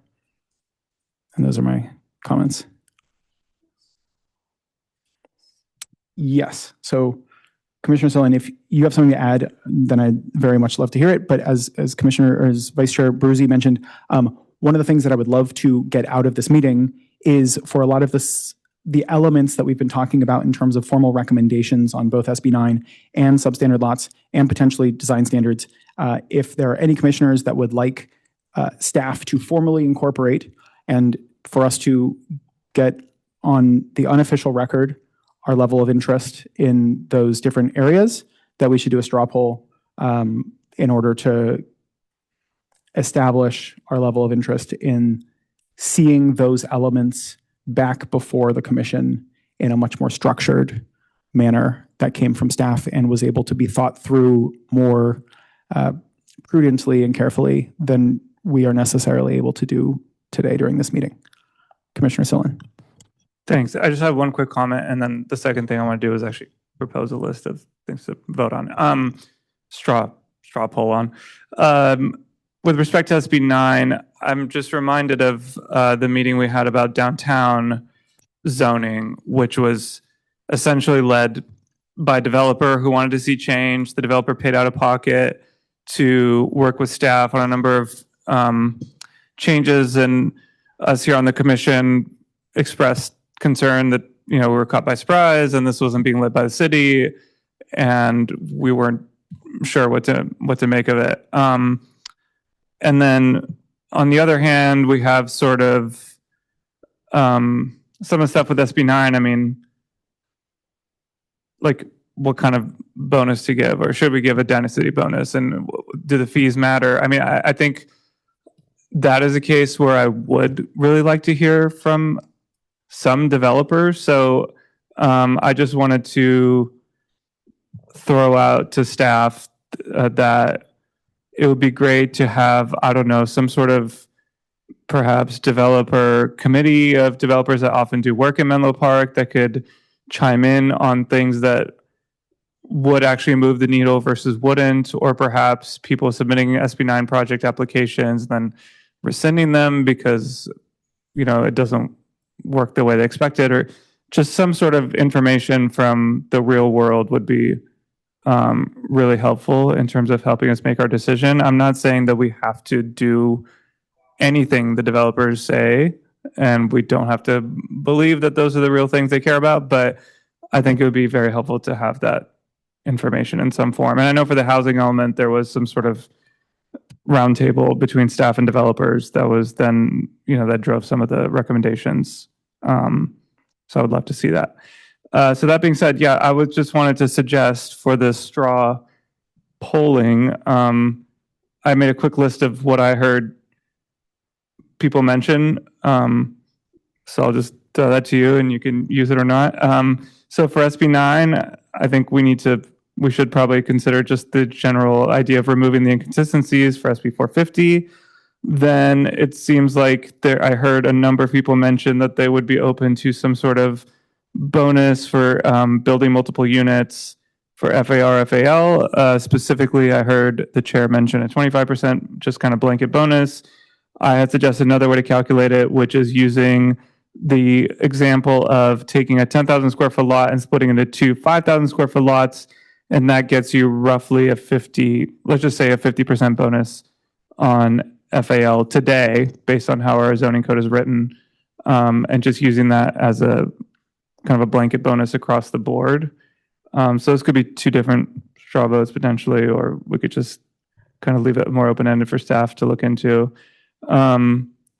Then we have removing substandard lots. We have removing the under 5K FAR, or sorry, adding a specific FAR for lots under 5,000 square feet based on Commissioner Eric's proposal. And then I suggest we vote separately on objective design standards for specifically focusing on privacy, because at least I think myself and Commissioner Schindler felt like there was some room there to maybe add something quicker versus perhaps we need a separate straw vote on whether we want to consider an overall list of objective design standards, kind of focusing on maybe aesthetics and, like staff said, giving people more confidence when they're applying that they know what we're expecting. So that's the list I have as a suggestion of a list of things to straw vote on. I would like to add to the straw vote the concept of keeping our substandard, our lot limits on the books, but just removing the use permit requirement, which was mentioned in addition to that. So there are different ways that we could go about implementing that. Would anyone else like to add any requests to elements that we will hopefully very quickly raise our hands for? Commissioner Eric. I would not like to add, but I would just like to request another summary. If we could just enumerate, if you have a list going, we could talk it through one more time. That would be helpful. So for SB 9, there is removing all the inconsistencies that staff recommended. I didn't hear any objections to that, but let's make that. Sure. So for SB 9, everyone generally agrees that we should remove the inconsistencies. I don't think anyone. Yes, that is a requirement. So let's do it. But also in theory, like we could go beyond that, or we could deviate slightly and figure it out, or massage things. But we don't want to, because that's what we want to do. Great. For SB 9, there's been talk around having a density bonus, where if a developer was to add 2 units per parcel as opposed to just 1. The way that SB 9 is written, that is not required. And the way that Menlo Park could potentially implement it would not necessarily give you a density bonus, and instead you would just have to allocate your total square footage across the 2 units regardless of that. On a straw poll basis, raise your hand if you would be interested in staff exploring having a density bonus for developers to add 2 units to a split parcel as opposed to 1. And we have 5 and a face. Yeah, I mean, interesting idea, right? And so it's I'm trying to decide if it's different than or adjacent to the next thing that's on the list. Okay, fair. So yes, so that was between 5 and 6 people would like to explore that. For substandard lots, there was a suggestion on removing the concept of substandard lots entirely. And I will just. Sorry, so we're missing the concept of an FAL bonus that's regardless of number of units. So any of the implementations of SB 9, right? Lot split, non-lot split, 1 unit, 2, like there was this concept of dialing up incremental. Fair. That's a good point. I think that a lot of that ends up materializing just the way that our default lots are, but we could very well have an FAL bonus that would be independent of the number of units. If you are doing if you are SB9ing your property, I think one potential complication of that is that we will now and for the rest of time need to record which lots are SB9 lots versus non. So if you have a lot that's 7,000 square feet and their neighbor that is 14,000, and the neighbor splits it into two 7,000s, now you have a different floor area limits for the different lots because of the mechanism that one came about. That's not to say that's a bad thing, but it's a complication that Don't know how to do it, but Yeah. it's the concept of reward for flexibility. Yes. I don't necessarily, the idea was that it was a sliding scale, not necessarily tied to any particular SB9 Yes. implementation. Great. So please raise your hand if you would be interested in staff exploring the concept of adding FAL bonuses for splitting your lot, regardless of the size that it ends up being and regardless of how many units that you end up putting on said lot. Sorry, I just want to clarify that SB9, you don't have to, you don't have to split your lot. Sorry, fair. Utilizing SB9. Utilizing SB9. Sorry, I'm using lot split interchangeably in my mind, but yes, that is not, a lot split is not required. That is 6 people are interested in that. Okay, so regarding substandard lots, yes, please. Sorry, can I Commissioner just Fair. pop in for a little context too? I think part of my reluctance on that isn't, it's just that I'm not sure seems to be an obsession with a lot of square feet. And I live on a 5,000 square foot lot in a 1,200 square foot house, and there is definitely not room for 2 of them. So, like it's just hard to imagine that there would be like the ability to go more than 2,800 square feet in total. So that's basically 2 of what I have right now. We divide it into 2,500 square foot parcels, even though that's kind of infeasible on most of our, on the map that you put, like almost all of those substandard lots would be really difficult to do this on. And I think there's already so much privacy pressure and a lot of, I don't think having more square foot is the answer. I think having more clarity on what's possible would move the needle more than, hey, you can jam 8,000 square foot on this 6,000 square foot lot. Isn't that awesome? Go. Like, that's not going to create a community. It's going to like materially change Menlo Park in not necessarily ways that I think are smart planning principles. So that's the context. I like the amount of allowed, and I like that little chart that you came up with. That makes sense because that would be what's allowed on a size of a parcel that's more suitable. So bonuses really don't make sense. I think that chart makes sense. Yeah. I think for me, the most relevant thing that we've looked at in terms of exhibits for this question is the list of the 13 projects that have already been utilized SB9, all of which are, the smallest of which is 9,300 square feet. So I think in general, we're talking about larger properties that are being split, at least for now. And the motivation is to give people extra square foot. Like, there's some benefit for taking a large piece and splitting it, whether it's building 2 units or taking it and splitting it, or like whatever configuration, because there are 75 of them of doing SB, not 75. There are a lot of configurations, right? Giving people a motivation to utilize this in a way that feels like it works for them. And sorry, if I can, through the chair, answer that. That's what Commissioner Stillen articulated earlier, demonstrated there's already that bonus inherent in the way that it would be if they did a lot split. There's already, maybe it's not even required to do a lot split, is the how there's the different, like you get 2,800 square feet now in, like if you had a 10,000 square foot lot and you could split it, you'd have the ability to get more square feet than if you just built one big house. So it's already there.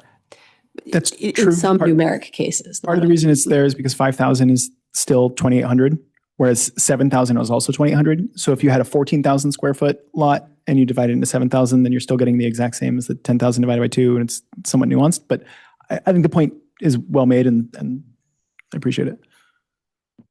Really quickly, I don't want to belabor this, but what I found convincing, and I'll actually send it through the staff later, was this neat article juxtaposing Portland zoning changes versus Minneapolis. And the ways in which Portland used FAL incentives to incentivize more smaller units on a parcel of land has made a big difference. So both Portland and Minneapolis outlawed single-family zoning citywide, but in Minneapolis, the size building you could build on a lot stayed the same regardless of how many kitchens it had. And in Portland, it didn't. They said you can have 2,500 square feet if you're just building one, you can have 3,000 if you're building two, you can have 3,500, like, et cetera. There's a chart.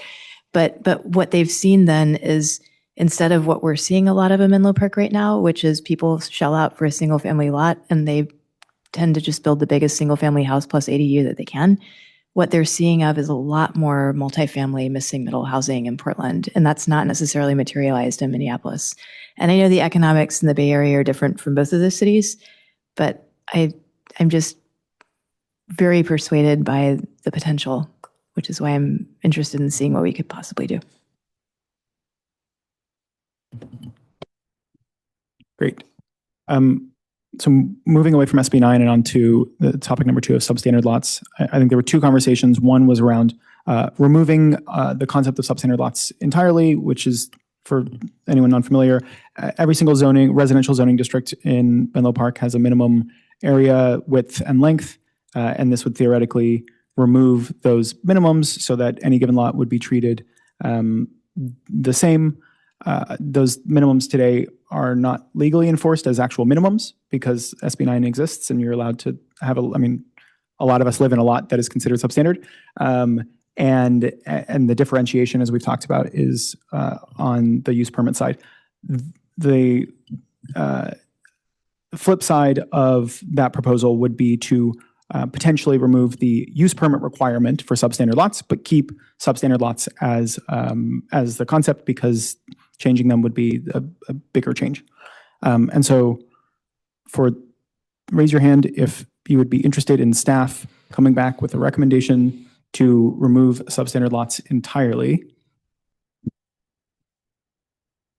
And I have 5 people interested. And if you would be interested in keeping substandard lots, but just removing the use permit requirement for them regarding building a 2-story single-family house, I have, yeah, absolutely. Can I ask a question on that through the chair to staff? If we went with that option and removed the use permit requirement, but kept the substandard lots language in our zoning code, do you expect that would achieve our goal of reducing the staff time required for applications that would have been substandard in the current world?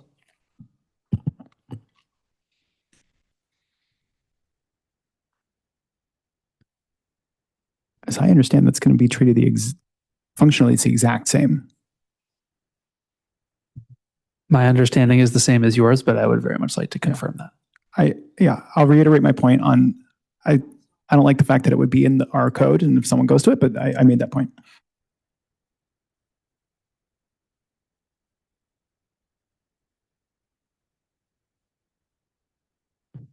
Thank you for the question. We're thinking about that concept of whether or not just removing the definition or amending the process that comes with the definition. So I do believe, we'll look into this further, but I do believe we have to still keep those minimums because there's still the subdivision ordinance and basic metrics that we need people to design their lots to. But the process that comes from that is what we could look into modifying and streamlining. Can you go into a lot more detail on what was just talked about? Right. So there are still like basic zoning metrics that we can't just tell someone like the minimum lot area is 0. Like there's still basic parameters, and anything that is substandard to that would be substandard. But it's the process that comes in that substandard section that really has the most effect and is what we recommend could be streamlined. I have a follow-up question. I would like to move that we extend this meeting to 11:30. Yeah. Well, I just don't want to have to go through the motion again. I would love to. Okay, 11:15. Second. All in favor? Okay, great. So in today's world, we have a lot minimum area and minimum length and minimum width. And if I live in a lot that's less than that, how do you figure, I mean, you mentioned that there are these various procedures that are required in terms of the lot minimum, but how does that function with a lot that is below the minimum and potentially in all three respects? And if we're not enforcing that, then could we change the minimum to 1,200 for every parcel, which is the minimum for SB 9 or like, yeah, under what circumstances would the minimums ever be enforced? When you create a new parcel, even outside of SB 9, so SB 9 aside, you would still have the minimum like lot parcels for that district. So if I have a big estate and I want to create a new parcel on that, I would have to meet the minimum for that. Correct. Any new parcels have to meet zoning code today. Okay. That's fair. Can I amend the concept of removing substandard or minimum lots entirely to changing the minimum lot size in all Menlo Park zoning districts to be 1,200 square feet, which is the minimum per SB 9's requirement? Essentially, if someone wants to create a lot that's up to 1,200 square feet, we can't prevent them from doing so, as I understand it. And maybe we can have a general width-length ratio that would allow for a roughly rectangular 1,200 square foot lot to exist. I feel like the feedback we just heard from staff was that getting rid of the use permit requirement associated with this definition gets rid of the process and the staff effort that we as the Planning Commission see. And I don't know what we don't see. And I don't know like where else it ends up being used if there's something related to subdivision. So, I mean, we can straw poll anything that we want, but I just feel like if we're really doing this to sort of make things easier for people who they don't have to go through the process, let's just prevent the process. Yeah, you're not wrong. I'm stubborn, and for me, I'm really doing this to improve our municipal code. When like an extra 5 minutes here, potentially saving something down the road 30 years from now when people look at these weird lot minimums that are not enforced and are antiquated. From my perspective, if we have the opportunity to fix it, we might as well fix it and measure twice and cut once.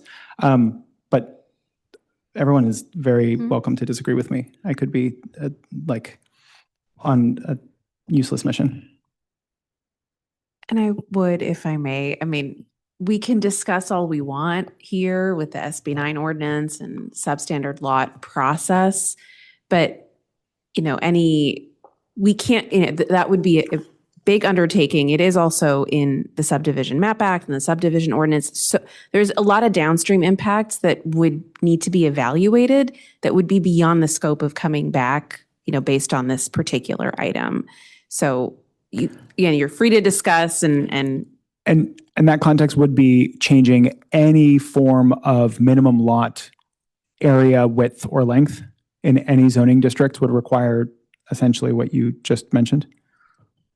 I would, of course, defer to staff. But again, I think what I'm saying is that it might be outside of the scope to evaluate all of the downstream impacts. You could try to hook it to an SB 9 ordinance or sort of the substandard CUP process. I don't see how. I would have to look more into the zoning ordinance, but I think that the lift would be outside the scope of the item here. Fair. Yeah. Commissioner Sullivan. Is the word substandard something that is sort of a universally used word, or is that like a Menlo Park specific thing? And I'm wondering if we could change it to something like below minimum or,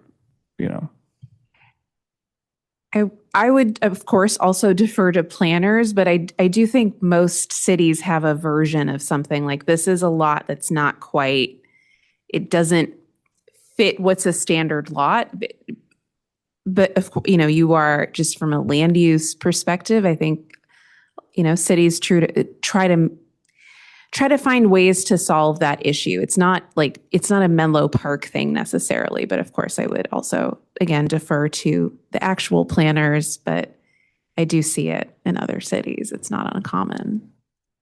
Okay, so continuing with the straw poll, for those of us who would be interested in only removing the use permit requirement, but keeping the formal lot limits on the books, please raise your hand. And I have 7 people interested in that. The next topic was establishing a floor area ratio for lots below 7,000 square feet, which does not exist today. 5,000 square feet? Sorry, 5,000. I have 5,000 written here. I just can't read it. For those of us who would be interested in establishing that in the first place, please raise your hand. And we have all 7 people interested. And then specifically, those who would be interested in exploring or implementing the 25% scale downward that Commissioner Eric mentioned at the beginning, please raise your hand. And we have 6 people interested in that. I'm not quite sure. I'm just super clear on the concept, so I'm Fair. fine though. Yeah, this is all casual. That's why I'm not mentioning any names or anything. Okay, on to design standards. I know that Commissioner Solon, you mentioned privacy. I actually don't have full notes on design standards. If anyone on the commission wants to recommend any design standards that they want staff to research, incorporate, essentially bring back to the commission for a further discussion on this topic, I would love for anyone to propose anything as part of a straw poll if they'd like to. Are you asking for what concept, a design? Like, I feel like my read of the staff report is that they asked us whether or not we should recommend that City Council direct staff to investigate Fair. design standards. And so I think. And given staff's recommendation at the top of the item, that we would prefer things to stay high level regarding that, I guess I will ask for a straw poll of those who are interested in staff going down this path of establishing design standards, regardless of what those end up looking like or the specific mechanisms of them. Please raise your hand. And I have 5 people interested in that. Oh. I would be happy to add my vote if we stipulate that it is not a condition of of changing the process for substandard lots, as described earlier. Would anyone? That it is a parallel process. Would anyone want it to be a condition where we would only be implementing the substandard lot changes if it went along with design standards? I know that's been discussed. I don't know if anyone's interested in that, as opposed to precluding them from being tied together. It's something that I will be looking into, but I'm not prepared to commit to that either way right now. I don't know what the design standard process might look like and what impact it might have on some of the other things. And but I will definitely, I see a clear linkage, and I wouldn't want the linkage I would like the linkage discussed. Fair. So if, for example, if we ask the question of people who are interested in design standards, if and only if they were not coupled with any substandard lots, that would be an example of something that you wouldn't necessarily raise your hand for. Yeah. Commissioner Farrick. I was going to suggest that we consider adding a word to the design standard exploration, and that to keep it high level and objective, focused on key areas of concern or something like that. So it's clear we're not saying embark on a 3-year ginormous process that's extensive and controversial, but rather specific, focused, objective, consistent. That would get me to raise my hand. There you go. Yeah, I don't have like a specific number, like this setback or this type of window, but in general, I was proposing we narrow that focus to commonly seen issues with respect to privacy, because with recent state laws, like you can put an ADU in the rear of your lot. That wasn't possible before. You have a lot more people building second-story homes. You have SB 9, et cetera. So that's what I was proposing. But perhaps you're going to do a tier of, do we want them at all? And then do we want them narrowly focused? Do we want them broadly focused? Yeah. So as pointed out in the staff report, there are two elements from the original SB 9 regulations that we had in the city that were inconsistent, but they were things that could have been addressed by a design standard. So they were front yard paving and landscaping. So we're talking about percentage of space that is permeable versus landscape versus developed. And then we did have design and materials in there. So I would say that because we're taking them, they were originally part of an SB 9 discussion. They would be things we would want to at least put into consideration for the design standards. And that was part of, I think that was context in staff report also. I believe there's also daylight plane was different. Is that? I don't think it's a design standard. I think that's an element, but I see if we would consider that to be design as opposed to objective. Okay. Okay. Did this conversation fulfill everyone's needs for the design standards recommendation to staff, or would anyone like to do a further straw poll? I think there is, just for clarity for staff, for them to know whether it sounds like we have consensus that with a focused design standard, but that there's not consensus with like a big broad effort. Yes, I'm happy to put that on the record. Thank you, Commissioner Farrick. Yeah. And Commissioner they just think they should read the two. They'll listen to they'll listen to the meeting. They will look at the documents that were circulated, the Palo Alto version and the Redwood City version, or at some point that'll go into the equation. So great. Could we just do a straw vote with some language, if that's okay, so everyone's clear? Yes. Would you like to ask for a straw vote of language that you're looking for? Straw vote that we support studying design standards narrowly focused to issues of privacy, especially those raised by SB 9 ADUs and larger homes. Those interested, please raise your hand. Please propose a broader version. I thought we had it from what Commissioner Farrick said. I did too. I would just like it restated then, if that's okay. Okay. I don't remember the exact word, but a more focused design, objective design standards that would be consistent across the city, but that are very specifically focused on the key areas that are, typically of concern that we see over and over. So I know that's long-winded, but it's sort of like privacy is one, sometimes setbacks, screening, the daylight plane, those sorts of things. For those interested in a focused and relatively tailored exploration into design standards across Menlo Park, please raise your hand. We have 6 people who are interested. Okay. I believe that concludes our study session on SB 9 and substandard lots and design standards. Does anyone have anything left to say on this before I close the item? Great. Chair Silverstein, just one question for my notes. I'm so sorry. I just want to make sure I'm writing this down quickly for your straw poll. So I wrote down the question that I want to make sure I'm clear on for your straw poll is, do we pursue the substandard lots process adjustments in a parallel path to the design standards consideration? I'm not sure I heard if there was a consensus or not on that. Well, there was certainly not consensus. I guess we did not do an explicit straw poll on those two elements. So I will ask it.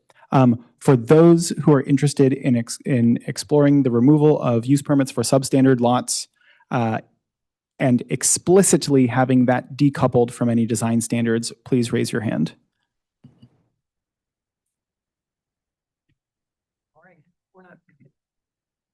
Yeah, as in that would not be a prerequisite for, that design standards would not be a prerequisite for your interest in removing this. That's fine. So I believe we had 5 people interested in that. Thank you. Thank you very much. I'm going to close item G1 and move us to informational items. I was just going to quickly add that all of this is a non-binding discussion so that staff will explore when we come back with an ordinance. Yes. Ms. Handmeyer, does staff have any informational items they'd like to share? Yes, so we have 2 single-family use permits on the June 22nd agenda, as well as a small multifamily development. And then June 13th would be the next meeting after that, and we're still finalizing the agenda for that one.